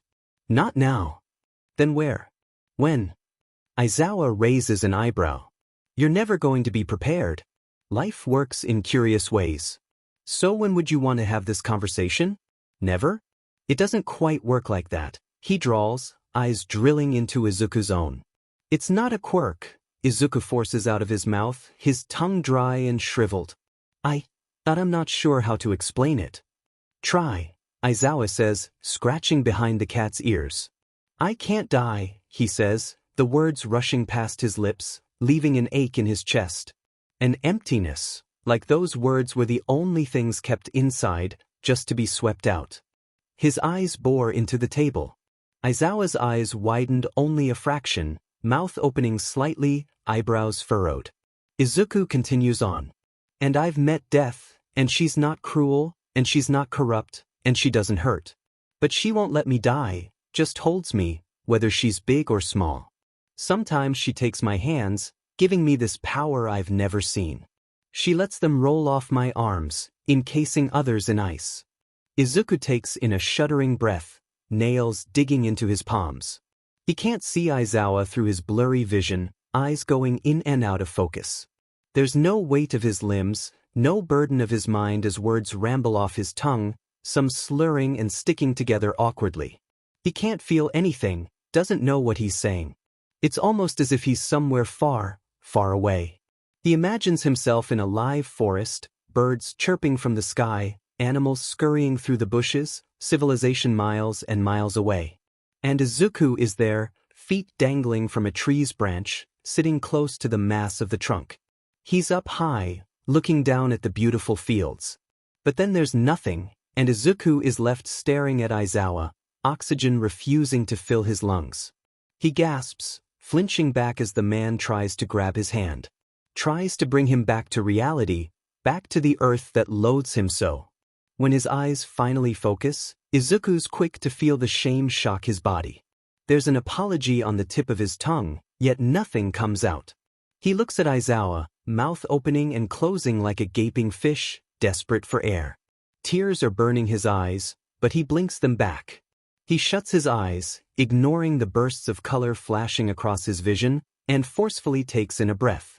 It feels wrong, but he continues, refusing to acknowledge the disgust burying itself underneath his skin.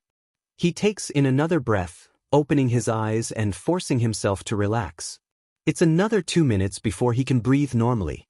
Aizawa is quiet, a skeptical look in his eyes as he watches Izuku calm himself down. "I was never planning on arresting you, kid," he says, pushing the coffee he'd bought him into his hands. "Go home and rest." Izuku's slow when he stands up, every movement feeling robotic. He ignores Aizawa as he walks out of the cafe, cats circling at his feet. He sluggishly makes his way home, footsteps echoing on the empty streets. He doesn't go home. His fingers are bloody and covered in sap when he climbs onto a thick branch. He sits close to the trunk's large mass, looking over the smaller trees' green tops. The lush surrounding him sings a quiet melody, the birds whistling up above. Here, Izuku doesn't feel so insignificant. Tuya doesn't know what to make of the blonde girl in front of him. There's blood staining her clothes, dyed into her hair, caked and flaking on her skin. But she's grinning, sharp canines pointing outwardly at him, almost threatening. Her eyes are a sort of manic yellow, staring at him like a crazed animal. Blood is swishing on her teeth, oozing from her tongue. She sticks a hand out. "I'm Himiko Toga," she exclaims, leaning forward and putting her hands on her hips. She juts out her bottom lip. "Who are you?" "Dabi," he grunts out, his voice as rough as ash, soot crawling up his throat, residing in his lungs.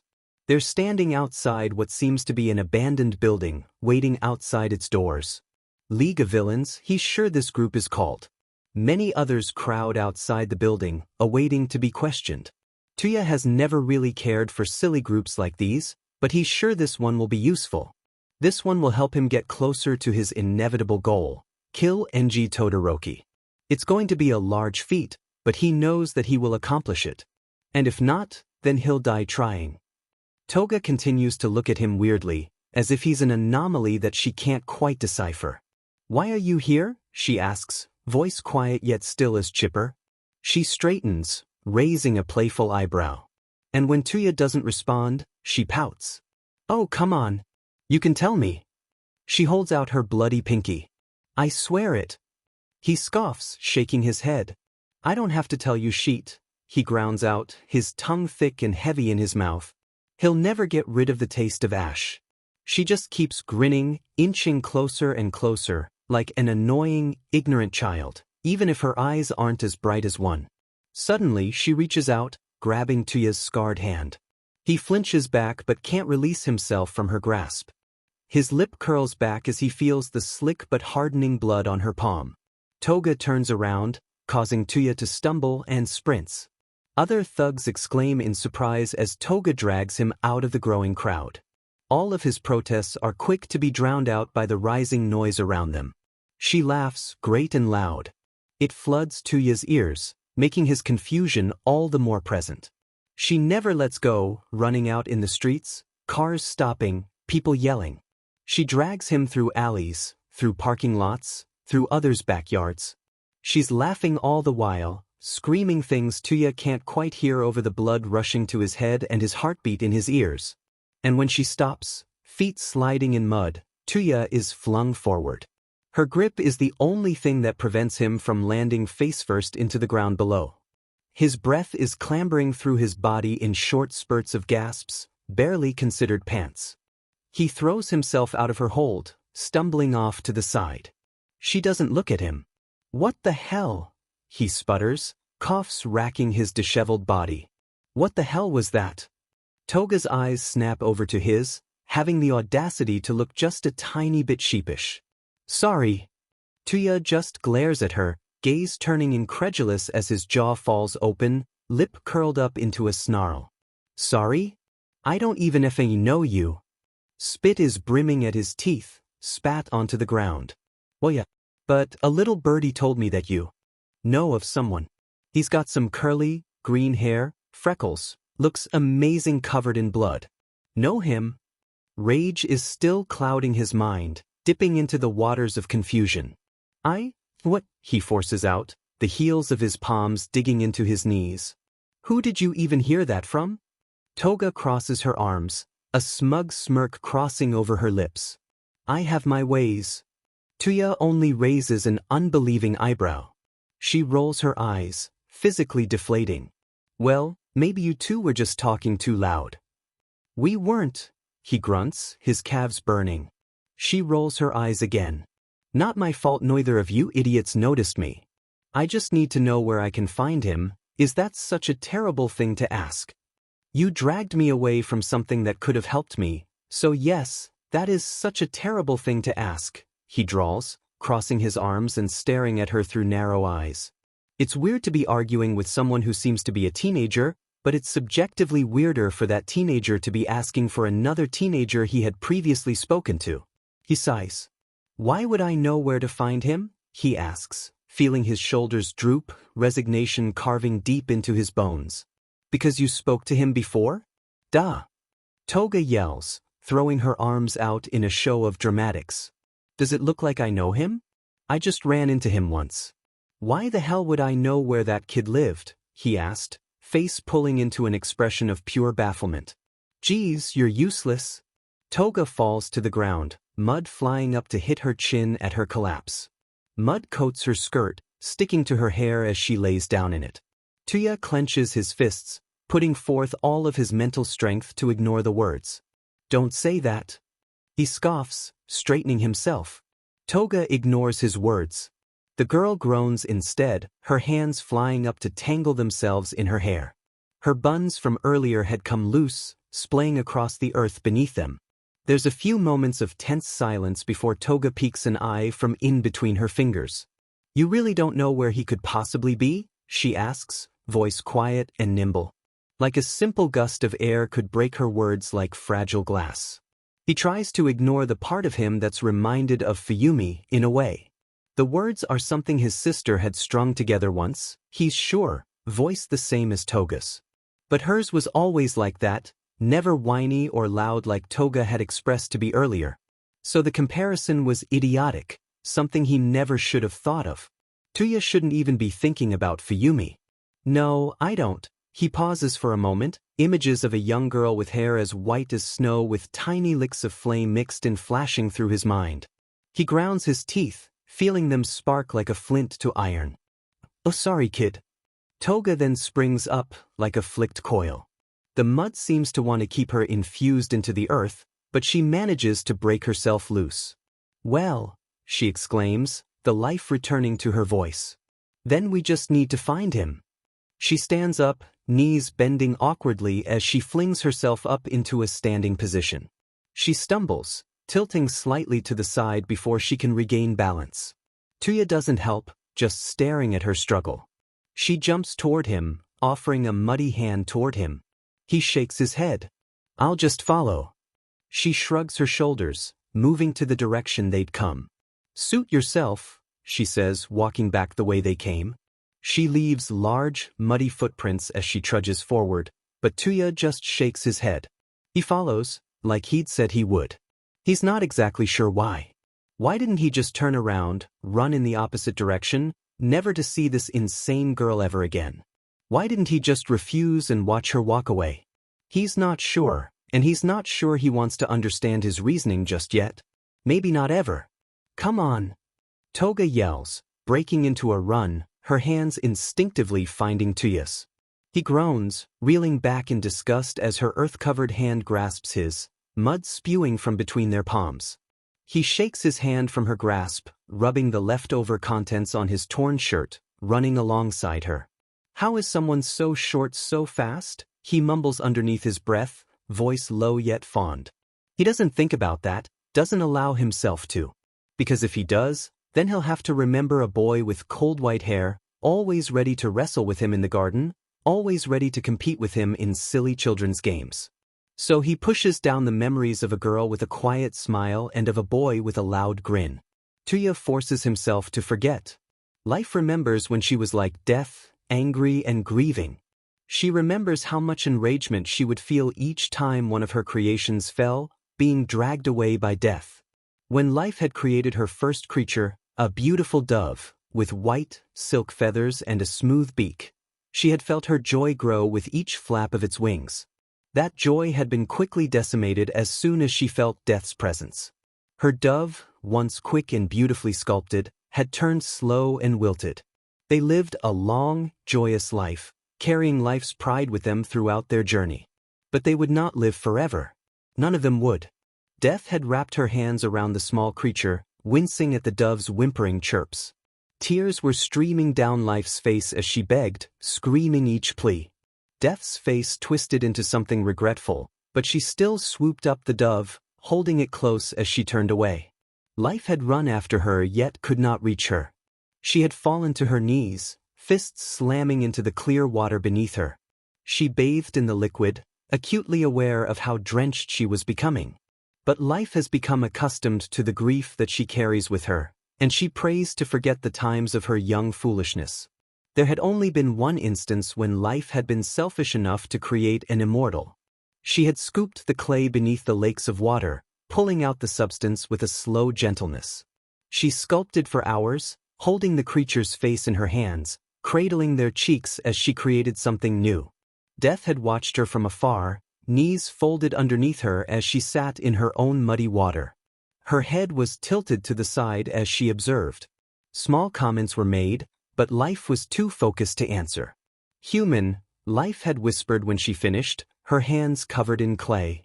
Her fingerprints were engraved into the creature's skin, forever evidence of her craftsmanship. Death had clapped, but Life could see the resentment in her gaze.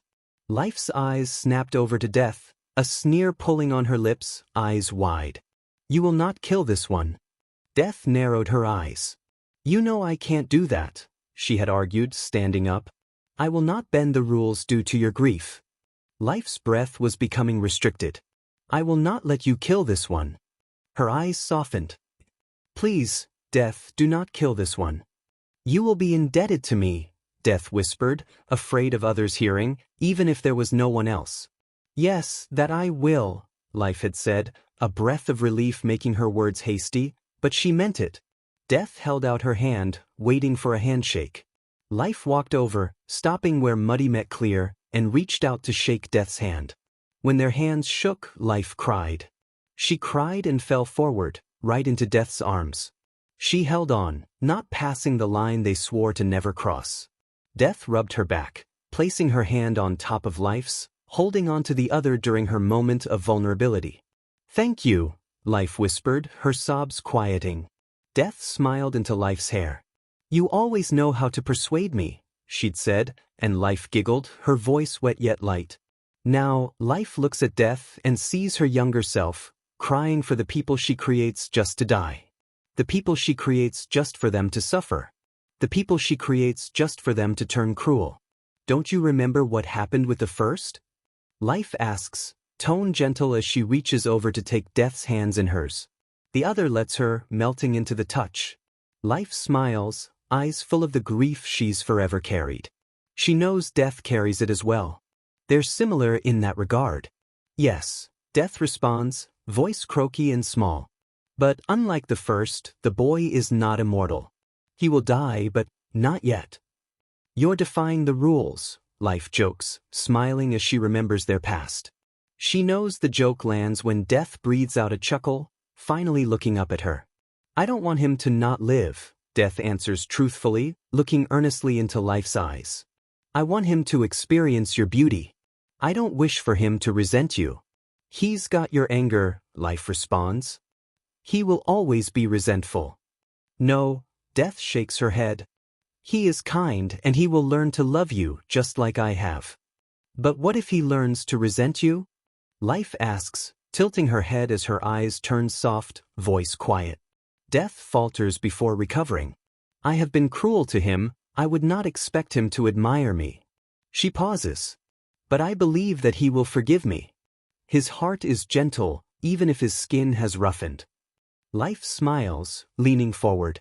I hope he loves you just as much as I do. Emotions are such a confusing concept, but I know he will gain the knowledge to understand them. Death raises an eyebrow.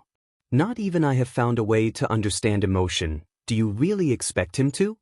You created him. I'm sure he's capable of so many things. Your creation has always been more special than mine ever could. You created a god, Death responds, voice flat.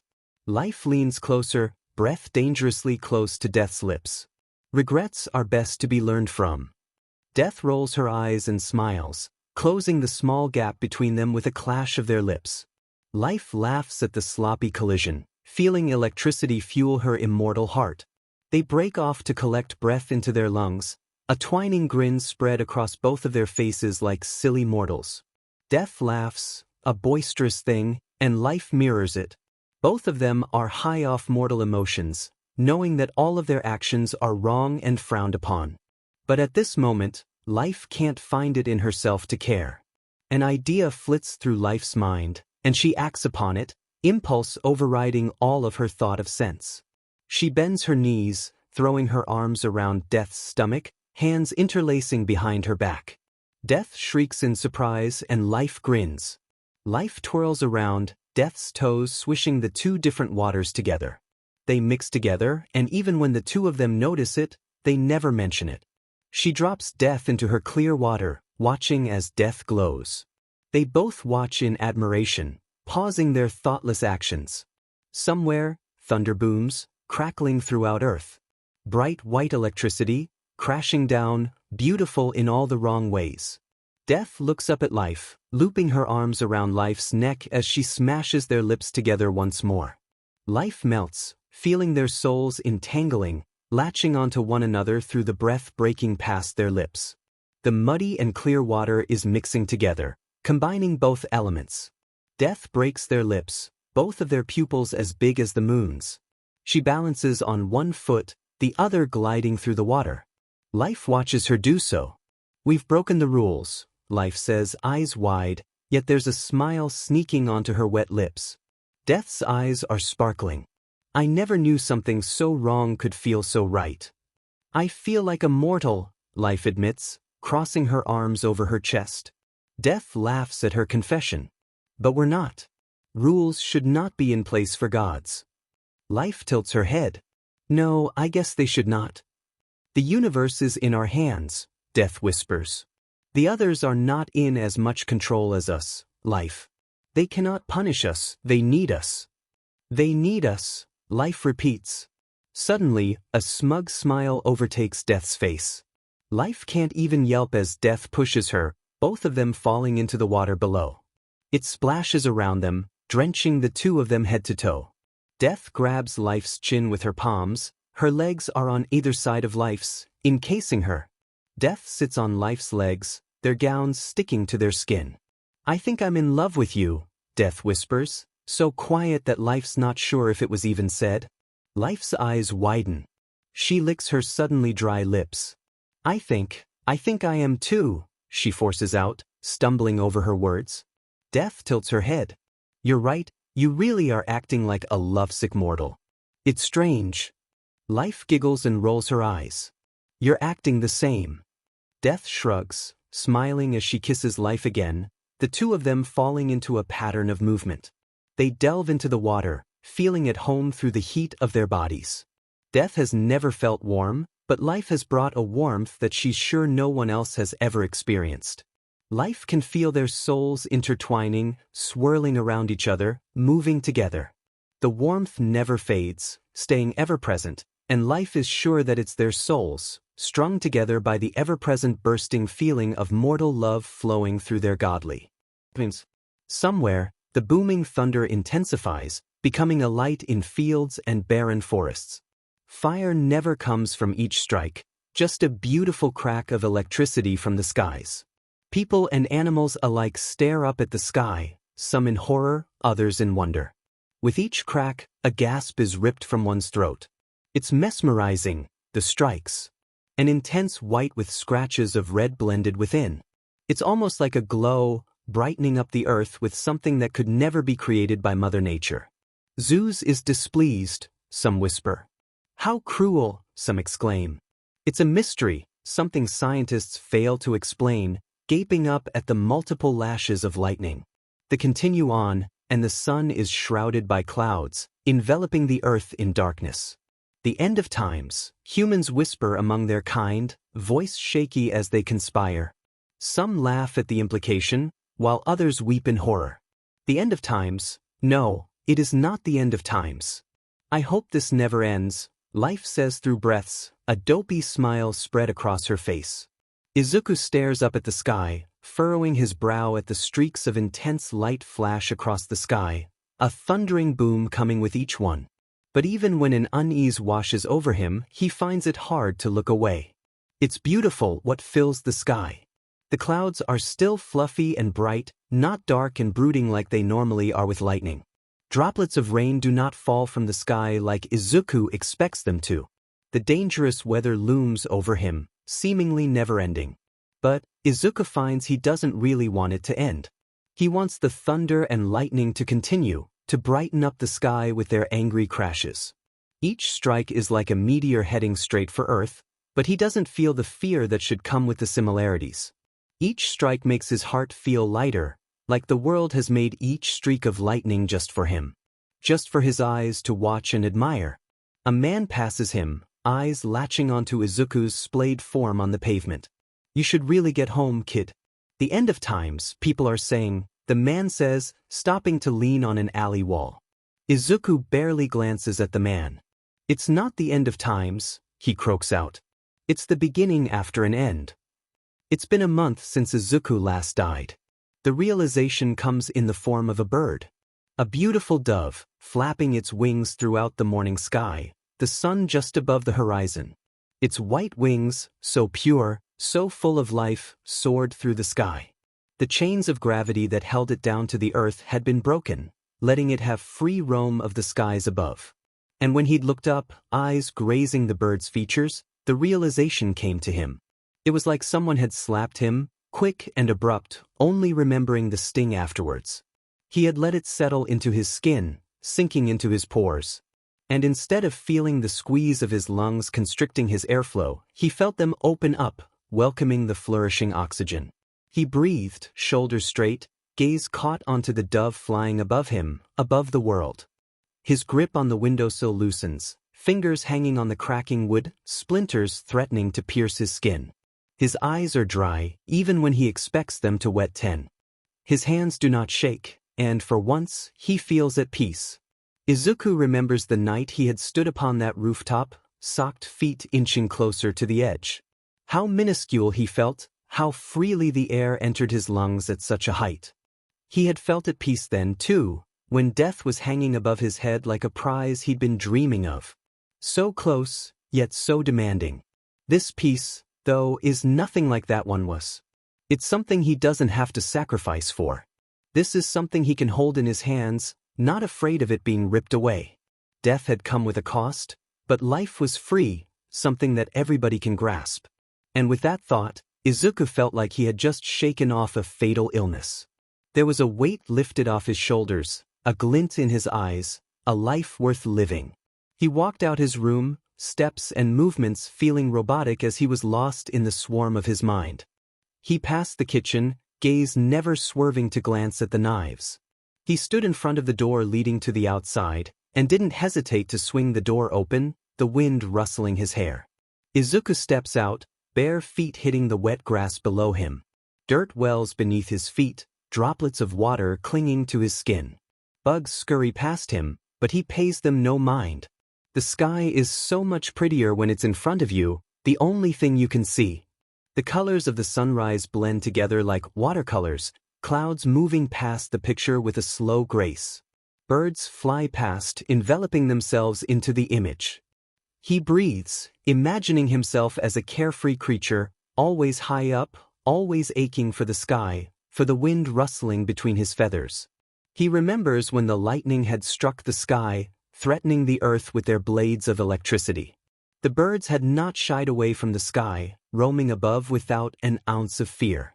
He knows, now, that the birds had not felt threatened, but welcomed. They had known that the strikes of lightning would not harm them. Each crash did not make them flinch like it did for the humans. They cut through the sky, twisting and turning like the atmosphere above was their own playground. There's a creak of wood behind him, and Izuku swerves around, breath coming in quick pants. There's a grin on his face, and it doesn't falter when he's met with the face of his mother. "Izuku," she calls, voice heavy with the lull of sleep. "Please come back inside." He nodded, fully turning around so he could walk back inside. She moves from the door so he could get inside, still staring at him even after he's shut the door. She grabs his hand. "You have therapy tonight, you should go back to bed." Izuku doesn't flinch when her grip tightens. "Okay," he whispers, his voice light. His mother smiles at his response. He drags himself back to his room, his skin flushing at the breeze being let in through the open window. Izuku does not close it. Instead, he stumbles back into bed, suddenly feeling the weight he'd thought he'd lost come slamming back onto his shoulders. He plummets, his body fighting against the lull of sleep. Dangerous, his mind supplies, hissing into his ear. "Stay awake, live. Stay awake and live. You must, this moment will be lost to you if not. Get up." Izuku shakes as he forces himself up, palms dipping into the curves of his mattress. The piece that he had previously felt is fleeting, slipping between his fingers like sand. But he reaches out, collecting the grains in his hands, actions similar to a dying man.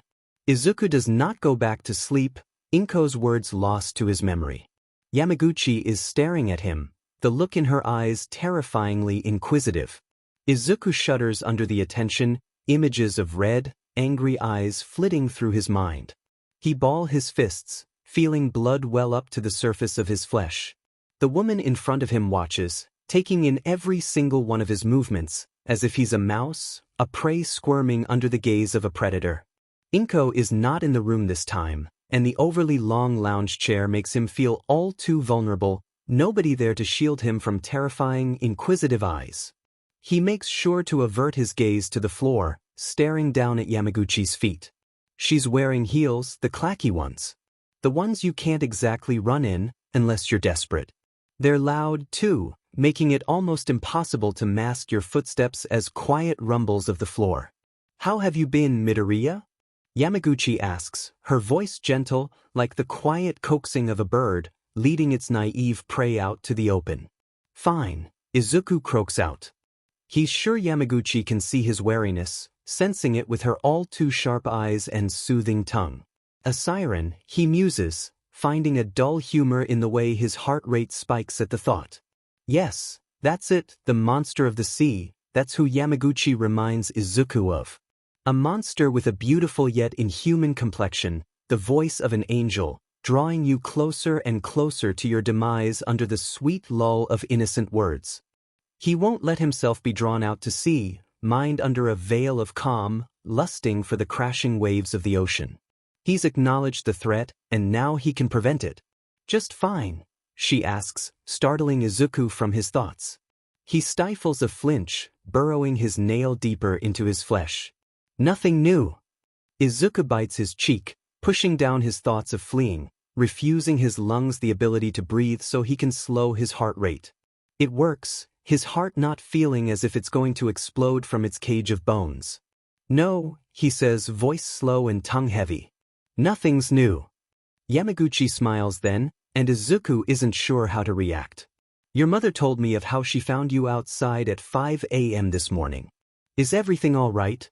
He startles at that, the memories of morning feeling just like wisps of breath.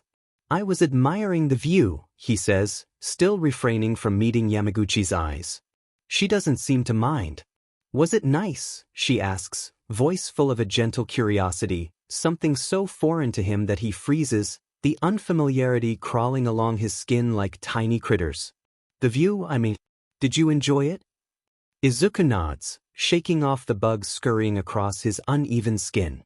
"I did," he whispers, eyes trailing up the wall to meet Yamaguchi's nose. He can see her eyes, and realizes they no longer look inquisitive. Caring they seem, just like death's eyes, but more human. Not like a deity admiring her creation, but like a human acknowledging another's existence with quiet care. He breaks then, just a little, so minuscule, in fact, that Yamaguchi doesn't notice his crushing soul. But her smile strains, and he's not so sure she didn't notice. I enjoy the sunrise in the morning too. Is this a normal thing for you to do? Find yourself outside watching the sunrise? Pursing his lips, he tilts his head. It's a new development. Are you under stress? Yamaguchi asks, her voice carrying a concerned edge. I know that the many villain attacks on Yuzurifu can cause high stress levels. Yes, the villain attacks, mainly toward Yui, the most prestigious hero academy in the entire country. But recently, the attacks have moved toward the city he was in, Yuzurifu. The League of Villains, he's sure they're called. He shakes his head. No, none of that, he replies, his voice shaky as he answers. The words play on his tongue like a twiddling violin, quickly strumming only one note. Yamaguchi doesn't move. Then what's bothering you, Midoriya? The question seems so simple, so direct that it catches Izuku off guard. What is bothering him? He rolls the question over, tracing every crevice and indent for a possible loophole, but he finds none. He pauses, unsure of what he is to say next. I don't know. Yamaguchi doesn't seem surprised. What do you mean, Midoriya? I feel as if there's this ache inside my chest, never leaving and never friendly. But it feels like it's a part of me, like it's infused with my body and will never leave. I don't feel stressed, I don't think I feel anything at all. He looks away, whispers of tears blurring his vision.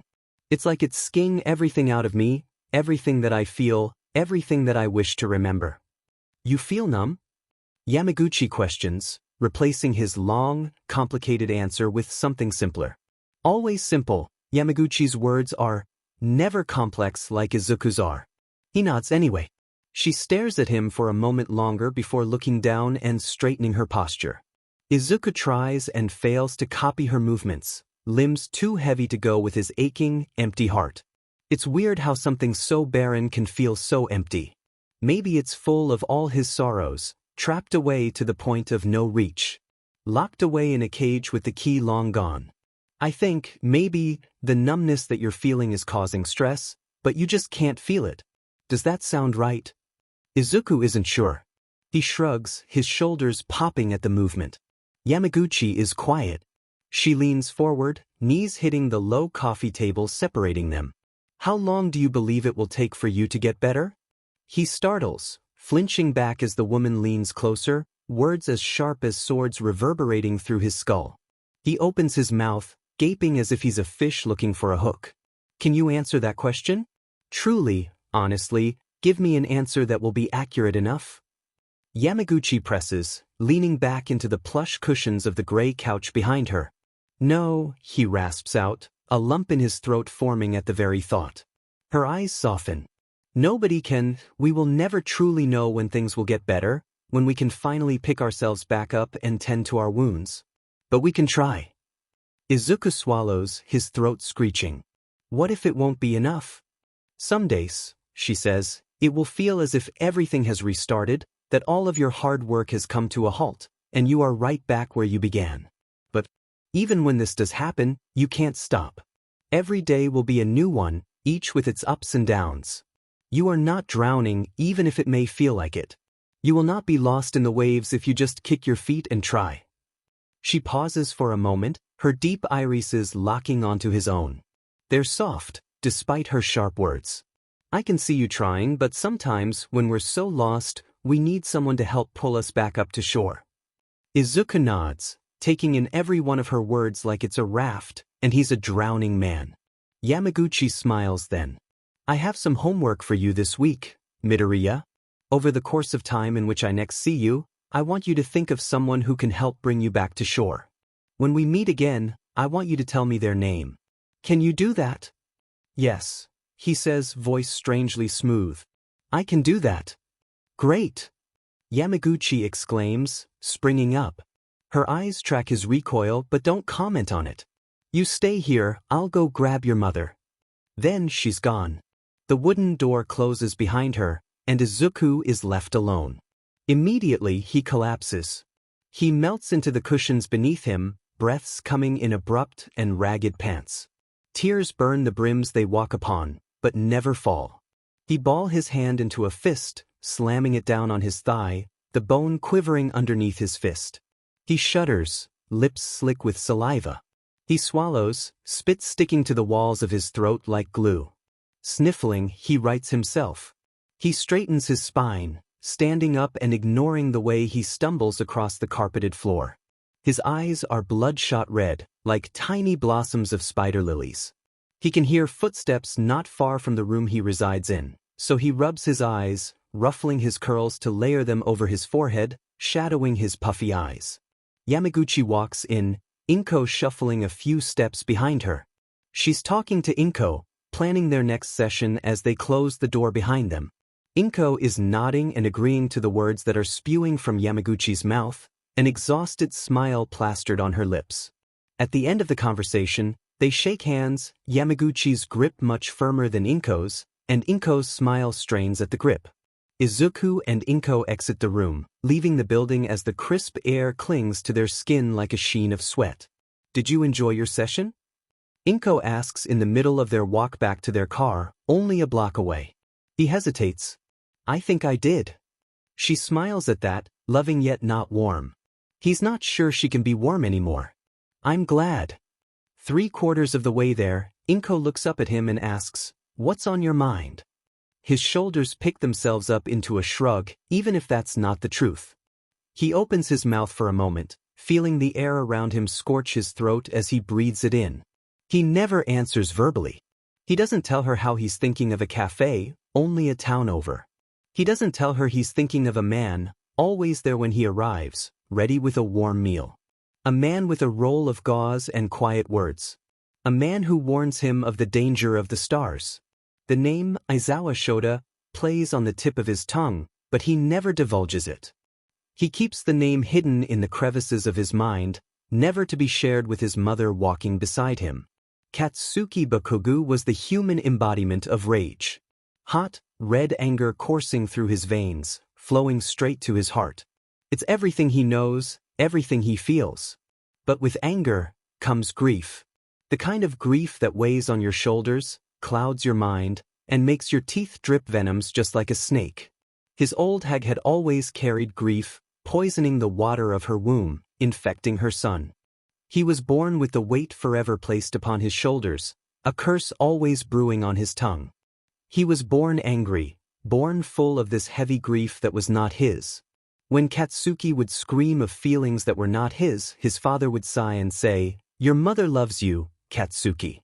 She seems so much lighter nowadays, ever since you were born, please don't think otherwise. He gains so much from the hag, yet so little from his father. And when he awakes in the morning, his heart empty and lusting for the familiar rage to fill it, he wishes he'd gotten his father's gentleness. Soft, quiet words, comforting people like a warm, large blanket. But Katsuki has never been gentle, has never been soft. He is all rough ridges, stabbing others' flesh whenever they get too close. His heart is wrapped in barbed wire, sharp spikes piercing the organ whenever he's not careful, when he lets someone get too close. When someone unwraps his outlandish anger, revealing the shameful grief hiding underneath. The old hag has taught him to never be vulnerable, to never let people see past the anger that is passed down through generations. With this anger and lack of vulnerability, Katsuki has always known he was meant to be great. To let the rage that plagues his system free, feeling it power every one of his attacks. To scream and yell, cursing freely through the midst of a battle. Everything was great.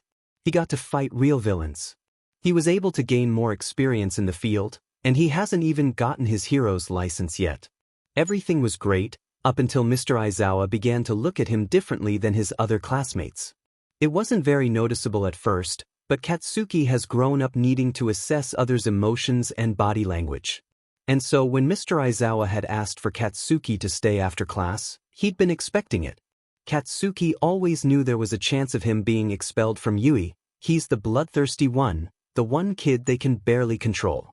He'd walked up to Aizawa's desk, his posture slouched with his hands in his pockets. His tie was loose around his neck and his hair wasn't as contained as it usually was, sticking out in more directions than usual. What? he'd grit out, his voice rough and throat scratchy from his continuous screaming. Aizawa raised an eyebrow, eyes quickly scanning over Katsuki's appearance before returning to his face, remaining eye contact. You know, the man began, slowly, that there are many counselors at Yui? Katsuki rolled his eyes, shifting his weight to his other foot. I'm not a fucking idiot, he scoffed. And you are aware that you have been the most targeted student in the entirety of this academy, correct? What the hell are you getting at? You callin' me F-ed up? Course I'm aware, see previous statement. I'm not FANG idiot. Aizawa leveled him with a stare. I never said you were. I was just hinting that it would best benefit you to make an appointment with one of our counselors. This has been a very traumatizing experience for all students, and all of your classmates have agreed to at least one session. You're the only one who hasn't. I don't need that. I'm not F-ed up in the head like those extras, he said, his lip curling up into a snarl, almost like an animal baring their teeth. The man in front of him narrowed his eyes. You will not speak of your peers in that way, Bakugo. You are not F-ed in the head, you are a teenager who has been through more than some young heroes. You've almost been kidnapped, and that is not something that can just be water off the duck's back. Katsuki tilts his head, his voice taking on a taunting edge, grinning like he's accomplished something. Yeah, he grounds out, his smile turning sour. Well, I'm not fucking weak. I can handle it. Just because you can doesn't mean you should, Aizawa says, gaze softening into something akin to understanding. It makes Katsuki recoil. A beat of silence passes, and Katsuki tries not to think of the past, of a young, green-haired boy, of a reeking man with stringy, pale hair, or a screaming woman with sharp spikes for hair. He swallows. Shut up. It doesn't sound as confident as he intends it to be. Aizawa passes a sheet of paper over to him. Consider it. Katsuki rips the paper off the man's desk, his sweaty palms almost drenching the paper. Once it's in his hands, he storms out of the classroom, already knowing he's late for his next class.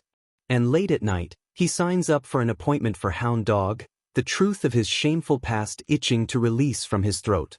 Himiko is turning desperate, and she's sure Dabi can tell. They've only been searching for a few days, staying close together in abandoned buildings to keep the cold from eating them alive. But now, it's Saturday, and they've spotted the person they've spent so long looking for, Izuku Midoriya, sitting alone in a booth at a cat cafe.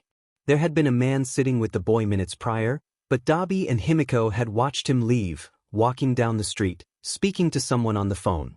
They waited a few seconds before Himiko leaped into the air, immediately running up to the door of the cafe once the man was out of sight. Dabi had followed her, albeit less enthusiastically. The bell above the cafe's door rang loudly and obnoxiously as Himiko opened it. Midoriya barely even glanced over at them as they entered, looking lost in thought. Dabi groaned as Himiko grabbed his hand, dragging him over to the booth the boy was sitting at. She threw herself into the seat, her side colliding with the wall, almost failing at biting down a wince. Midoriya startled, looking up at her with wide eyes, recognition flitting through his emerald irises for just a moment. Dabi slid into the booth next, and Himiko almost felt bad as she watched Midoriya get progressively more and more confused. Hi! Himiko exclaimed, throwing her hand in the air and waving. Her hand flopped from side to side in a painful manner, but she paid it no mind. I'm Himiko Toga, and I killed you. Do you remember? Dabi blanches from where he's sitting next to her, muttering a quiet, what? She ignores him, opting to give Midoriya a wide, toothy grin. He nods, keeping his hands layered on his lap. Yes, I do remember. Midoriya glances over at Dabi, one of his eyebrows twitching. Dabi, the man in question grunts out, leaning back and putting his hands behind his head. Midoriya's gaze returns to Himiko, finally raising his twitching eyebrow. Is there something you need? He asks, his voice wary. Himiko puts her hands on her hips, her elbows hitting Dabi in the process. She ignores his grumbled cursing. We want to be friends. Her words ricochet off the cafe walls, silence being her only answer. Dabi clears his throat. We? He quotes, fully turning to face Himiko. She glances over at him. So, did I stutter? He only rolls his eyes in response, crossing his arms over his chest like a petulant child. She snorts. Facing forward, Midoriya seems at a loss for words. You sorry you want to be friends? At his tone, Himiko pouts, attempting to move past the pang in her chest at his words. Us friends? Do you not? We could always just track you down again, Dabi pipes in, grunting at the kick he receives from under the table from Himiko. She glowers at him, whispering threats only he can hear under her breath. If I agree, will you promise not to track me down? Midoriya asks, his voice becoming muffled as he places his head in his hands, wild curls being the only thing Himiko and Dabi can see. Yes. Himiko yells, bouncing up, almost sending the table in front of her flying as her lanky knees hit against the furniture. Yes, she repeats, quieter this time as she settles back down into her seat. Midoriya uncovers his eyes, his bony hands still covering the lower half of his face, though, a question dancing in his vibrant irises. Dabi sighs. Sure. He relents, immediately sliding out of the booth, narrowly avoiding Himiko's attempt at a tackle hug, sending her face planting into the booth's seat. Just as quick as she fell, she's right back up, clambering out of the booth, stumbling over her feet in the process, and turns back to Midoriya. You won't regret this, she says, her words taking on a desperate edge. She can't have him regret this. I hope not, the boy replies tiredly, his eye bags seeming much more prominent the longer Himiko stares at him. Dabi is already out the door when Himiko turns around, waving her hand frantically behind her. Goodbye, Midoriya, she exclaims as she runs out the door, leaving a very confused Midoriya in her wake. Izuku hasn't thought about death in 3 weeks. He's out of school, finding peace in the moonshade flooding through his windows instead of up on rooftops. He finds rushes of adrenaline through his late-night escapades, flitting in between alleyways, instead of running away from screaming, threatening bullies. He's not afraid to walk alone anymore. He's not afraid to talk to strangers anymore. He's not afraid of pinning glares and harsh words. He's not afraid of kind people. He's not afraid. He breathes in, and oxygen fills his lungs, fueling his body, flowers blooming at his feet. They curl around his heels, earth wiggling between his toes. Instead of death's whispers, he hears life's voice, speaking of her own existence, tone soft and light. She talks of death, voice breathy as she laughs. He listens, grinning as he remembers death. He never feels resentment, he doesn't believe he can.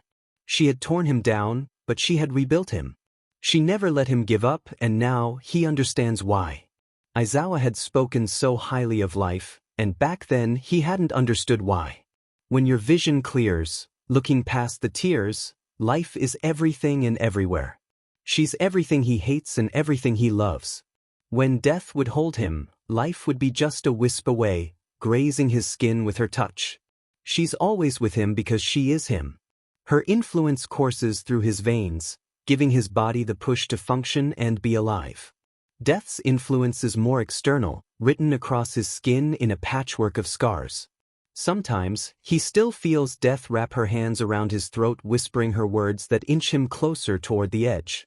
Sometimes, he stops himself, other times, he wakes up with new wounds littering his body. But the bad days haven't occurred in 3 weeks. He hasn't woken up with dry blood dribbling down his wrists. Hasn't woken up outside of his body, his dead hands crawling toward his mangled form. Everything still hurts. His mind is still poisoned, his heart still broken. His skin is ridden with disgusting scars ingrained forever into his skin.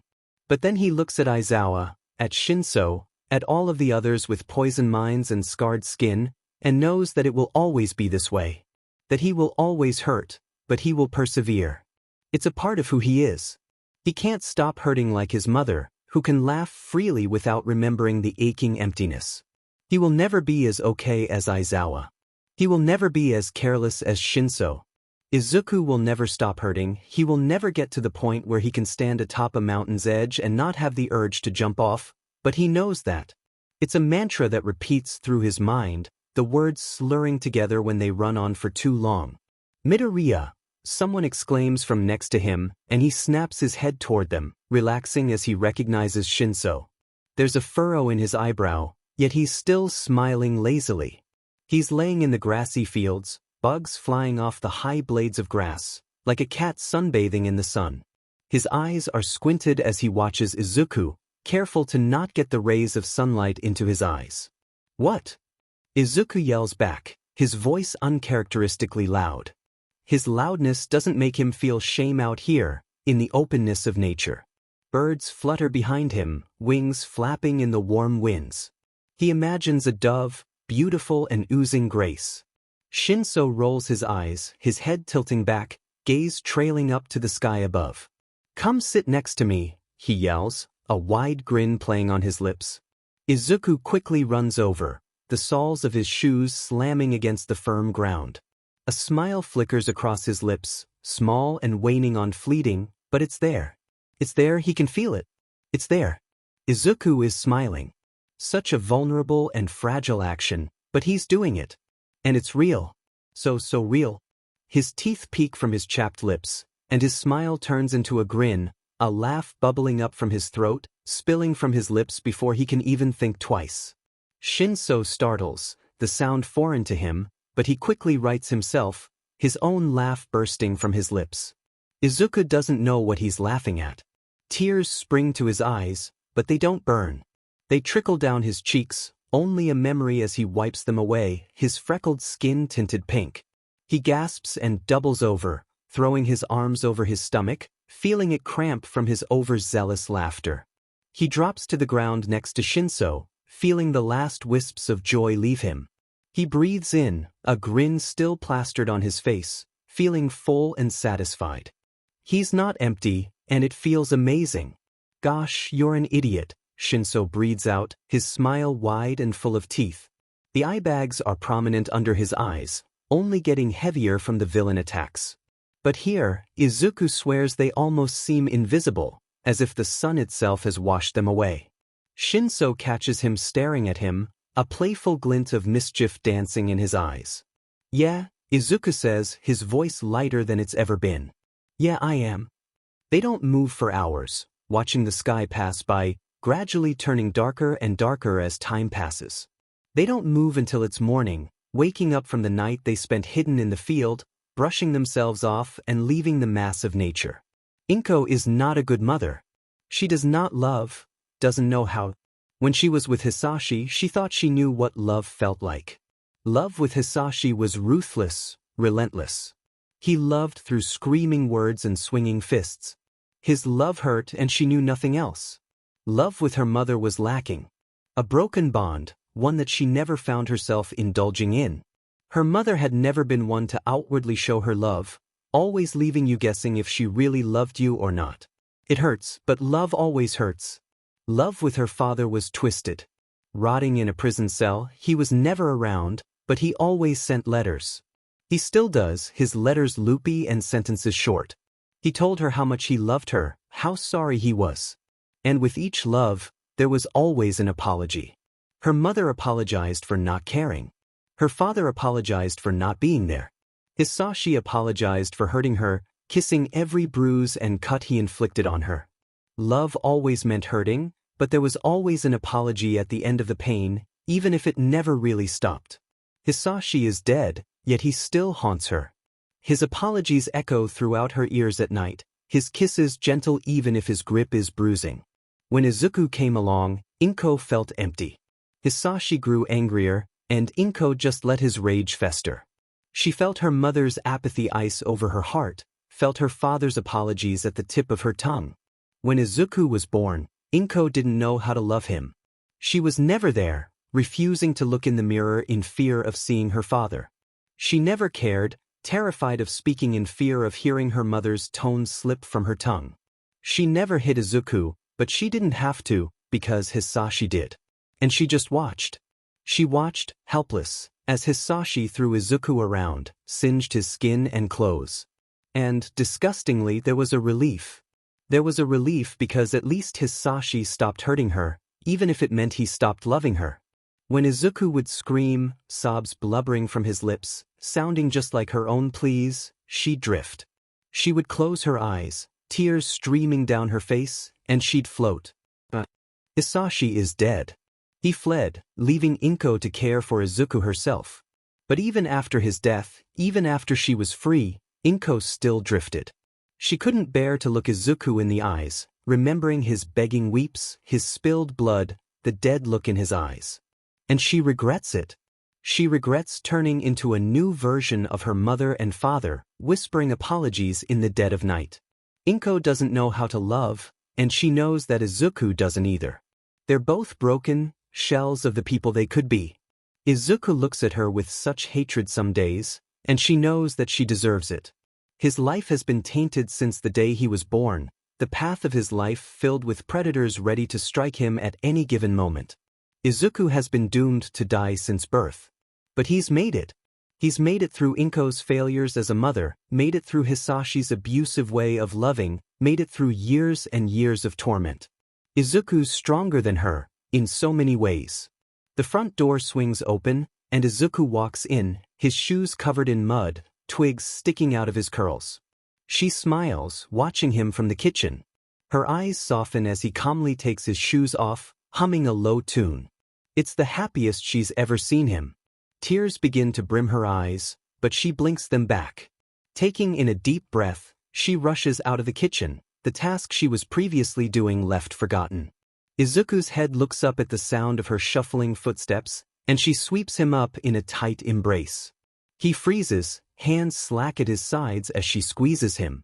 She does not cry, just smiles, her pink lipstick making her lips smooth. Izuku, albeit hesitantly, slowly wraps his arms around her, leaning into her embrace. "Mom, what are you doing?" he asks, his fists bundling up the fabric of her shirt. "I love you, Izuku, so much," she says, ignoring his question, her voice dripping with earnestness. Izuku stays silent, but Inko never expected him to say anything. She hasn't been a good mother. Never has. Izuku just letting her hold him is all she needs, just to feel that he's here, that he's alive. His heartbeat is loud in her ears, the thump, thump, thump strikingly different from when there was no heartbeat at all, his eyes so empty, so dead. But then Izuku whispers, "I love you too, Mom," and Inko breaks. She holds onto him tighter, trying to remember a time when he'd last said those words, last called him Mom. Such a simple word, yet it means the world to her.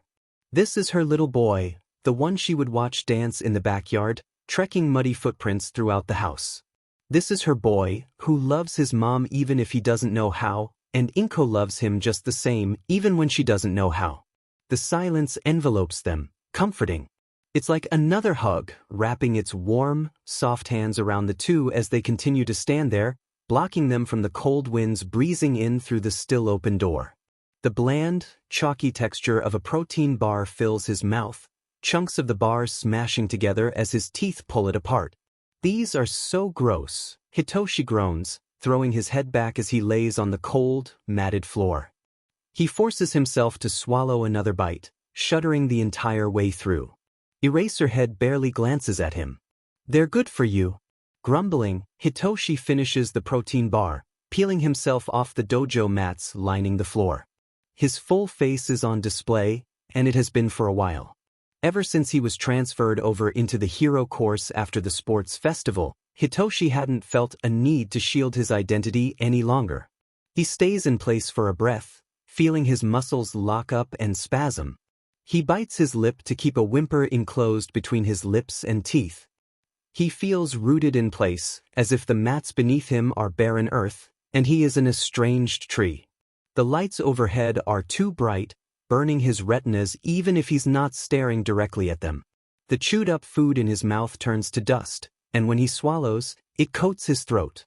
When he clears his throat, he doesn't get much relief.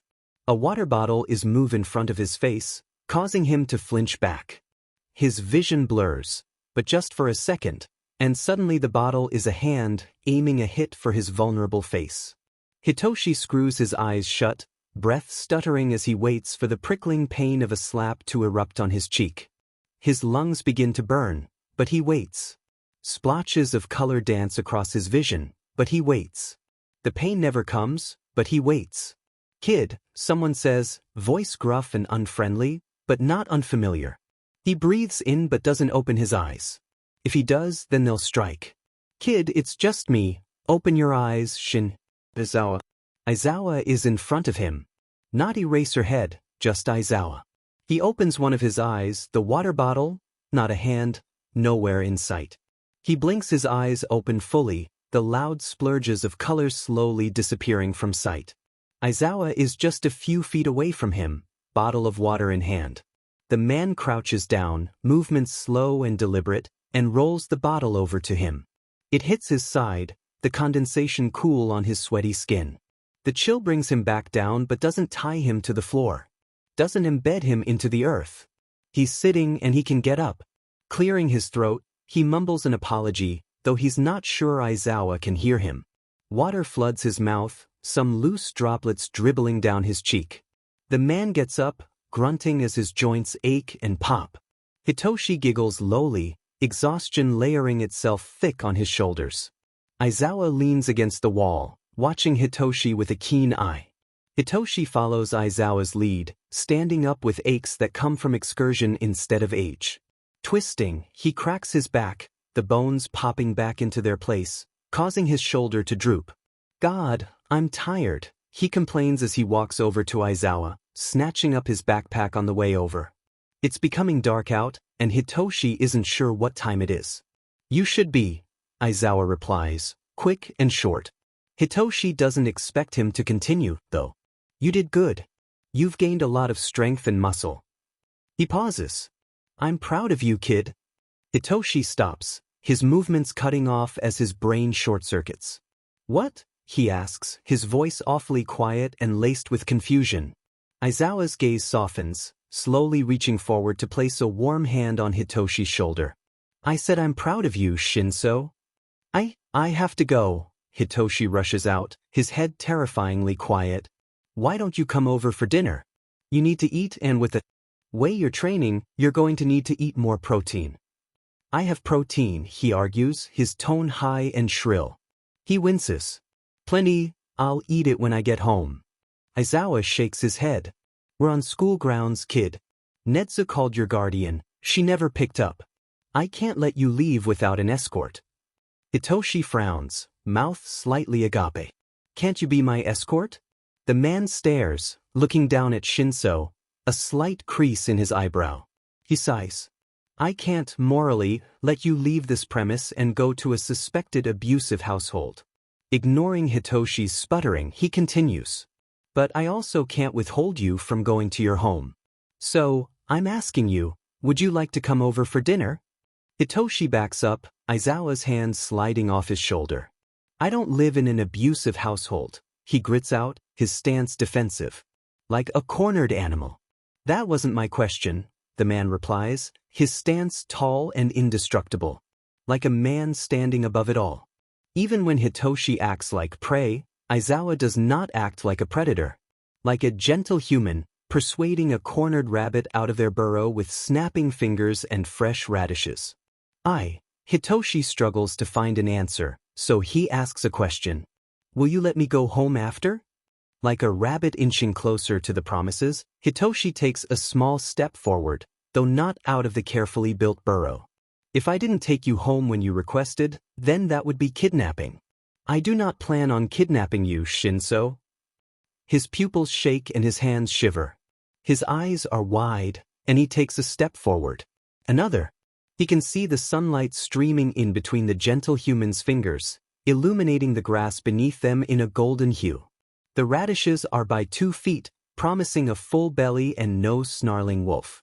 He steps out of the burrow, and when the hands inch closer, he just hopes they don't snap his neck. Okay, he breathes out, still hesitant, yet hopeful.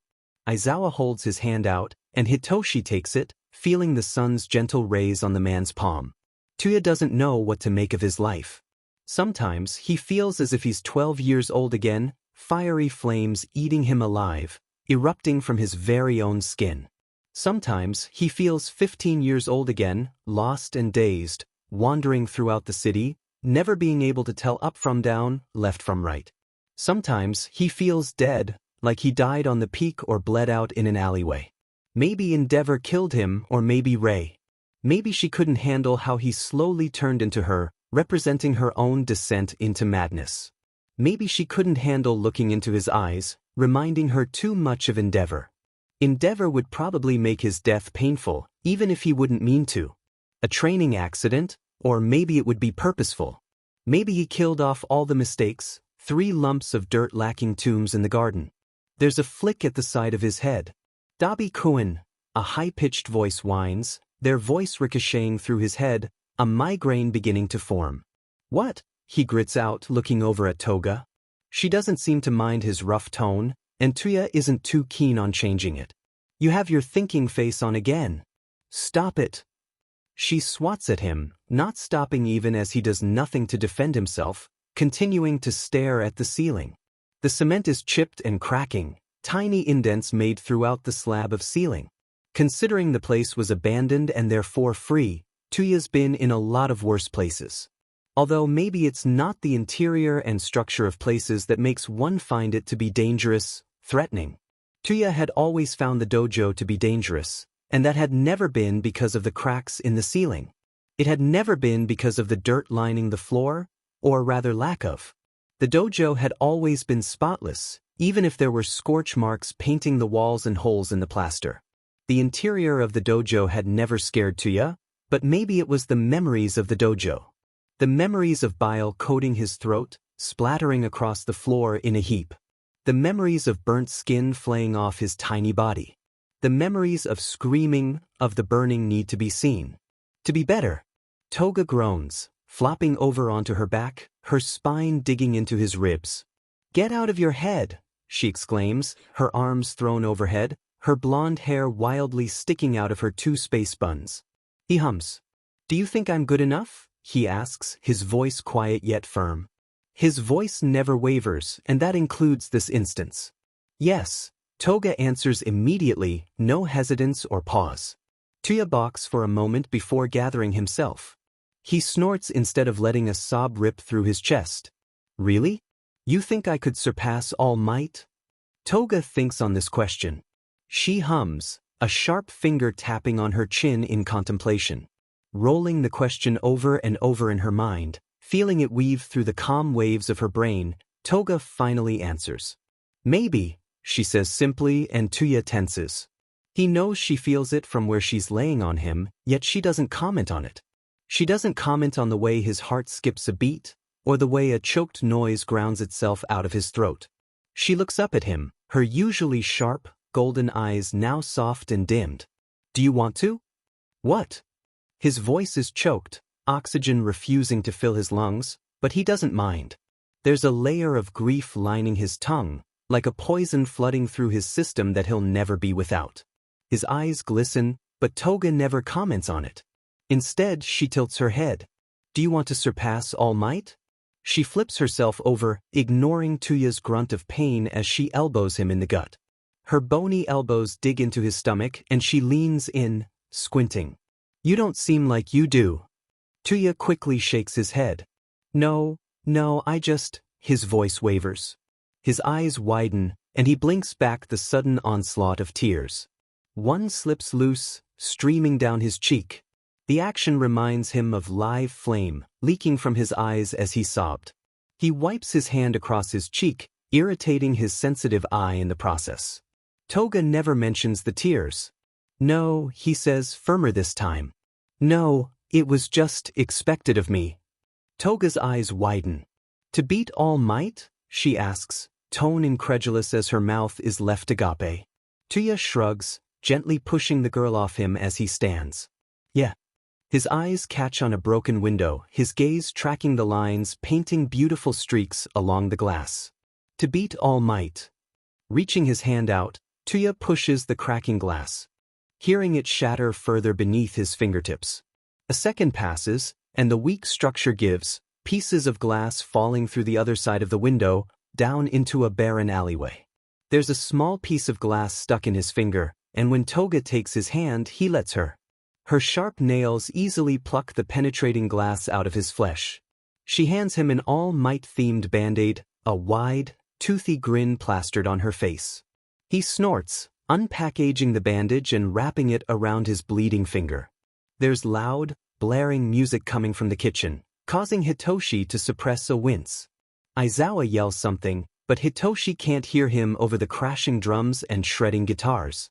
Aizawa slips off his boots and Hitoshi is quick to follow, always 2 steps behind him as he follows him through the halls. The man moves with an annoyed scowl painted on his blistering lips. Hitoshi feels hesitant in his steps but continues forward. Bursting into the kitchen, Aizawa's hand flies to the radio placed in the corner, quickly and efficiently turning it off. A long-haired blonde man turns around, a sizzling pan in his hands. When the man's eyes catch onto Aizawa, he flips the stove off, the blue flame flickering out. He walks over to Aizawa, throwing his arms around him to welcome him with an embrace.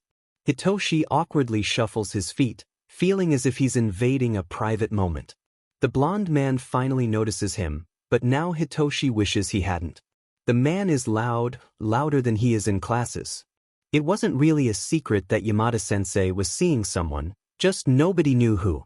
But it was very much a secret that Aizawa-sensei was seeing somebody, much less the most loud and energetic person known. 30 minutes later, a plate is served to him, 2 chicken BRSTs and chopped up pieces of Brussels sprouts, carrots, and radishes. He eats half of his plate before he's stuffed full. Yamada scoops his leftovers into a Tupperware container, grinning and laughing with Hitoshi the entire way through. He shoves the box of food into Hitoshi's hands, insisting he take it home with him. It didn't take much convincing for Hitoshi to agree. Aizawa follows him to the door, pushing his boots onto his feet while Hitoshi slips his sneakers on. The man is standing at the door when Hitoshi finishes. "Do you want to go home?" he asks, and Hitoshi pauses, movements reluctant. After a few minutes of tense silence, he nods. At least, that's what he thinks he does. The whole night is a blur, and the only thing he can certainly remember is the warmness that blooms in his chest. Maybe next time, he'll remember. He'll remember because there won't be a nagging feeling of waiting. "You have to let me go, Izuku," Death whispers, slowly prying Izuku's greedy fingers off of her hands. "I will not help you." There are tears streaming down Izuku's face, his vision and mind a blur. Even when Death commands him to let go, he doesn't. He holds on. He holds on because there is nothing else to hold on to. "But you have to help me," he yells, planting his feet into the murky water below. His words are nothing less of a blubbering mess, but he knows that Death understands him. They share the same grief. Death looks away, refusing to face the child that she created. "I created you, Izuku. I did not raise you. You should not consider my love parental." A sob pushes past his lips, the blood of his death and reincarnation mixing with his saliva. He takes in a shuddering breath. "Then why have you created me if I can never be with you eternally?" he whispers, gaze downcast as he feels his wounds begin to stitch themselves back together. "Oh, Izuku," Death cries, something soft and quiet, like the weepings of an angel. "I did not mean for this to happen. I wanted you to thrive in the waters of life, not yearn for the burning lights of death. I can't let you die without having you truly live first." She looks at him, then, and he can feel himself crumble over her shaking pupils. It's not fear, not rage, but something akin to regret. "So, please, let go of this fantasy you have imagined death to be. Let go of me and live the life I had written out for you." Reaching out, she strokes his cheek with a cold, slender hand. "Stop yearning for something that you won't achieve, Izuku. I have not raised you nor carried you in the water of my womb. You are not my child, but my creation." Death smiles, pale and cracking lips spreading out across her face. Unlike her natural body temperature, Izuku does not feel the chill wrap around his beating heart.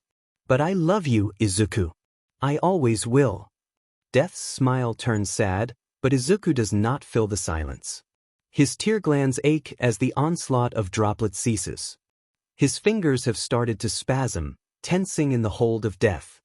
His voice croaks. "I love you too." The words are foreign on his tongue, but they slip out anyway. It's a goodbye, he knows, but the departure still feels fictional. But this is real. It has to be. Then, when his breath has returned to his lungs, he lets go. He falls back, his body becoming submerged in the water below. He does not gaze at the stars as he falls, his eyelids falling closed once he began his descent.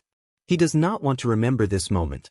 As he's moved back into his body, he can immediately make out the panicked shouts of a familiar voice. His hand opens, dropping the blade that had taken his life. Blood coats his hands as he scrapes them against the pavement below. There's a deep ache in his hollow heart, although he can never identify it. But it's all he can feel now, all-encompassing, never-ending, so very strong even when he is so very weak. A sob breaks itself past his lips, ripping itself out of his throat like a caged creature breaking free. The chains that once held it down rattle throughout his skull, pounding at the forefront of his mind. A hand grasps his, and his breath hitches. His lungs burn at the involuntary action, his now sewn wounds seeming to almost burst at the seams. If he were to take a full breath, would the blood escape his confines of skin? Would it explode, dragging his body into the air once more before finally letting him drop? Midoriya! There's a yell, taking his attention away from his corrupt body, one that's been mangled, one that's been bled dry, one that is no longer alive. No, he is alive. His heart is beating, and his lungs aren't constricting, and he can see, feel, touch, hear, and taste. He is not dead. Not anymore. Can you hear me? Yes, he can hear. He can hear, and he knows this because this is a fact. He can hear. That is a fact. That is something that he can control. I'm not, he gasps, fear curdling in his stomach as his chest threatens to tear open. I'm not dead. No, you're not dead, the voice replies, and when Izuku blinks, he can finally make out the face in front of him. Shinso, Izuku rasps out, his eyes wide as they graze over the boy in front of him. Shinso nods, eyes wild and full of horrors as they both stare at each other, not sure how to continue. Instead of saying anything, Shinso stands, offering a calloused hand with bitten and jagged nails. Hesitantly, with trembling hands and weak arms, Izuku reaches up and interlocks fingers with Shinso. The boy heaves him up off the ground, offering himself as a pillar when Izuku stumbles. Somehow, at midnight, when the world has fallen asleep, Izuku shows up on Aizawa's doorstep, Shinso quietly nudging him forward. When Bakugo had asked Izuku to meet him up near the creek, Izuku was sure it was a sick joke. But with enough pressure and pestering from Shinso, Izuku decided to show up. It was beginning to become warmer out, the sun's rays beating down on Izuku as he traveled into the familiar forest. There were small footprints engraved into the dirt of the path he chose. He's not sure if they belonged to that of a young child or hoofed deer. There's a clearing, where the trees open up to the creek. And there, on the other side, is the one who requested to meet him here. Bakugo's skin is clearer, his eyes duller, and his muscles bulky around his bones. The aggravated wrinkles beneath his lips have smoothed out, and Izuku has never seen him so calm. The water rushes forward, the creek changing ever so slightly since they were children. Izuku tenses as Bakugo looks up, not relaxing even when Bakugo's eyes don't turn into that of a wolf's, not when his mouth doesn't morph into a muzzle.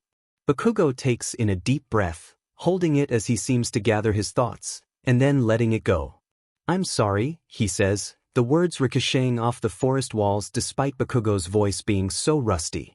Izuku's jaw drops slightly, not missing the way the boy in front of him bristles at his shock. I know it's not much, and I don't expect you to forgive me. Sharpening his gaze, he says, you shouldn't forgive me. But I wanted to say it out loud. To you. Distantly, Izuku feels the ache inside his heart grow. A blossoming numbness spreads throughout his body, freezing the blood in his veins and the rhythm of his heartbeat. He stands still, mouth never moving. The way I treated you was horrible. I thrived off the feeling of being on top, but it always felt as if you were already ahead of me. But I've done some self-reflection and multiple therapy appointments, and I just wanted to say that I'm sorry for everything. For every jeer, every hit, every insult, I'm sorry. I don't, Izuku stutters, trying to find the words to express the emotions that he's feeling, but nothing comes to mind. I don't know. What? Bakugo asks, incredulous. His hands are clenching at his sides, forming tight fists. Izuku tenses as he notices them, even when a creak separates the two. Bakugo lets his fists drop into a careless flop, fingers rustling against the wind. "I don't how I feel," Izuku answers, the words spilling from his mouth in a rushed jumble. After the words are said, his gums burn, his teeth creak, and he curses his tongue for acting before his brain.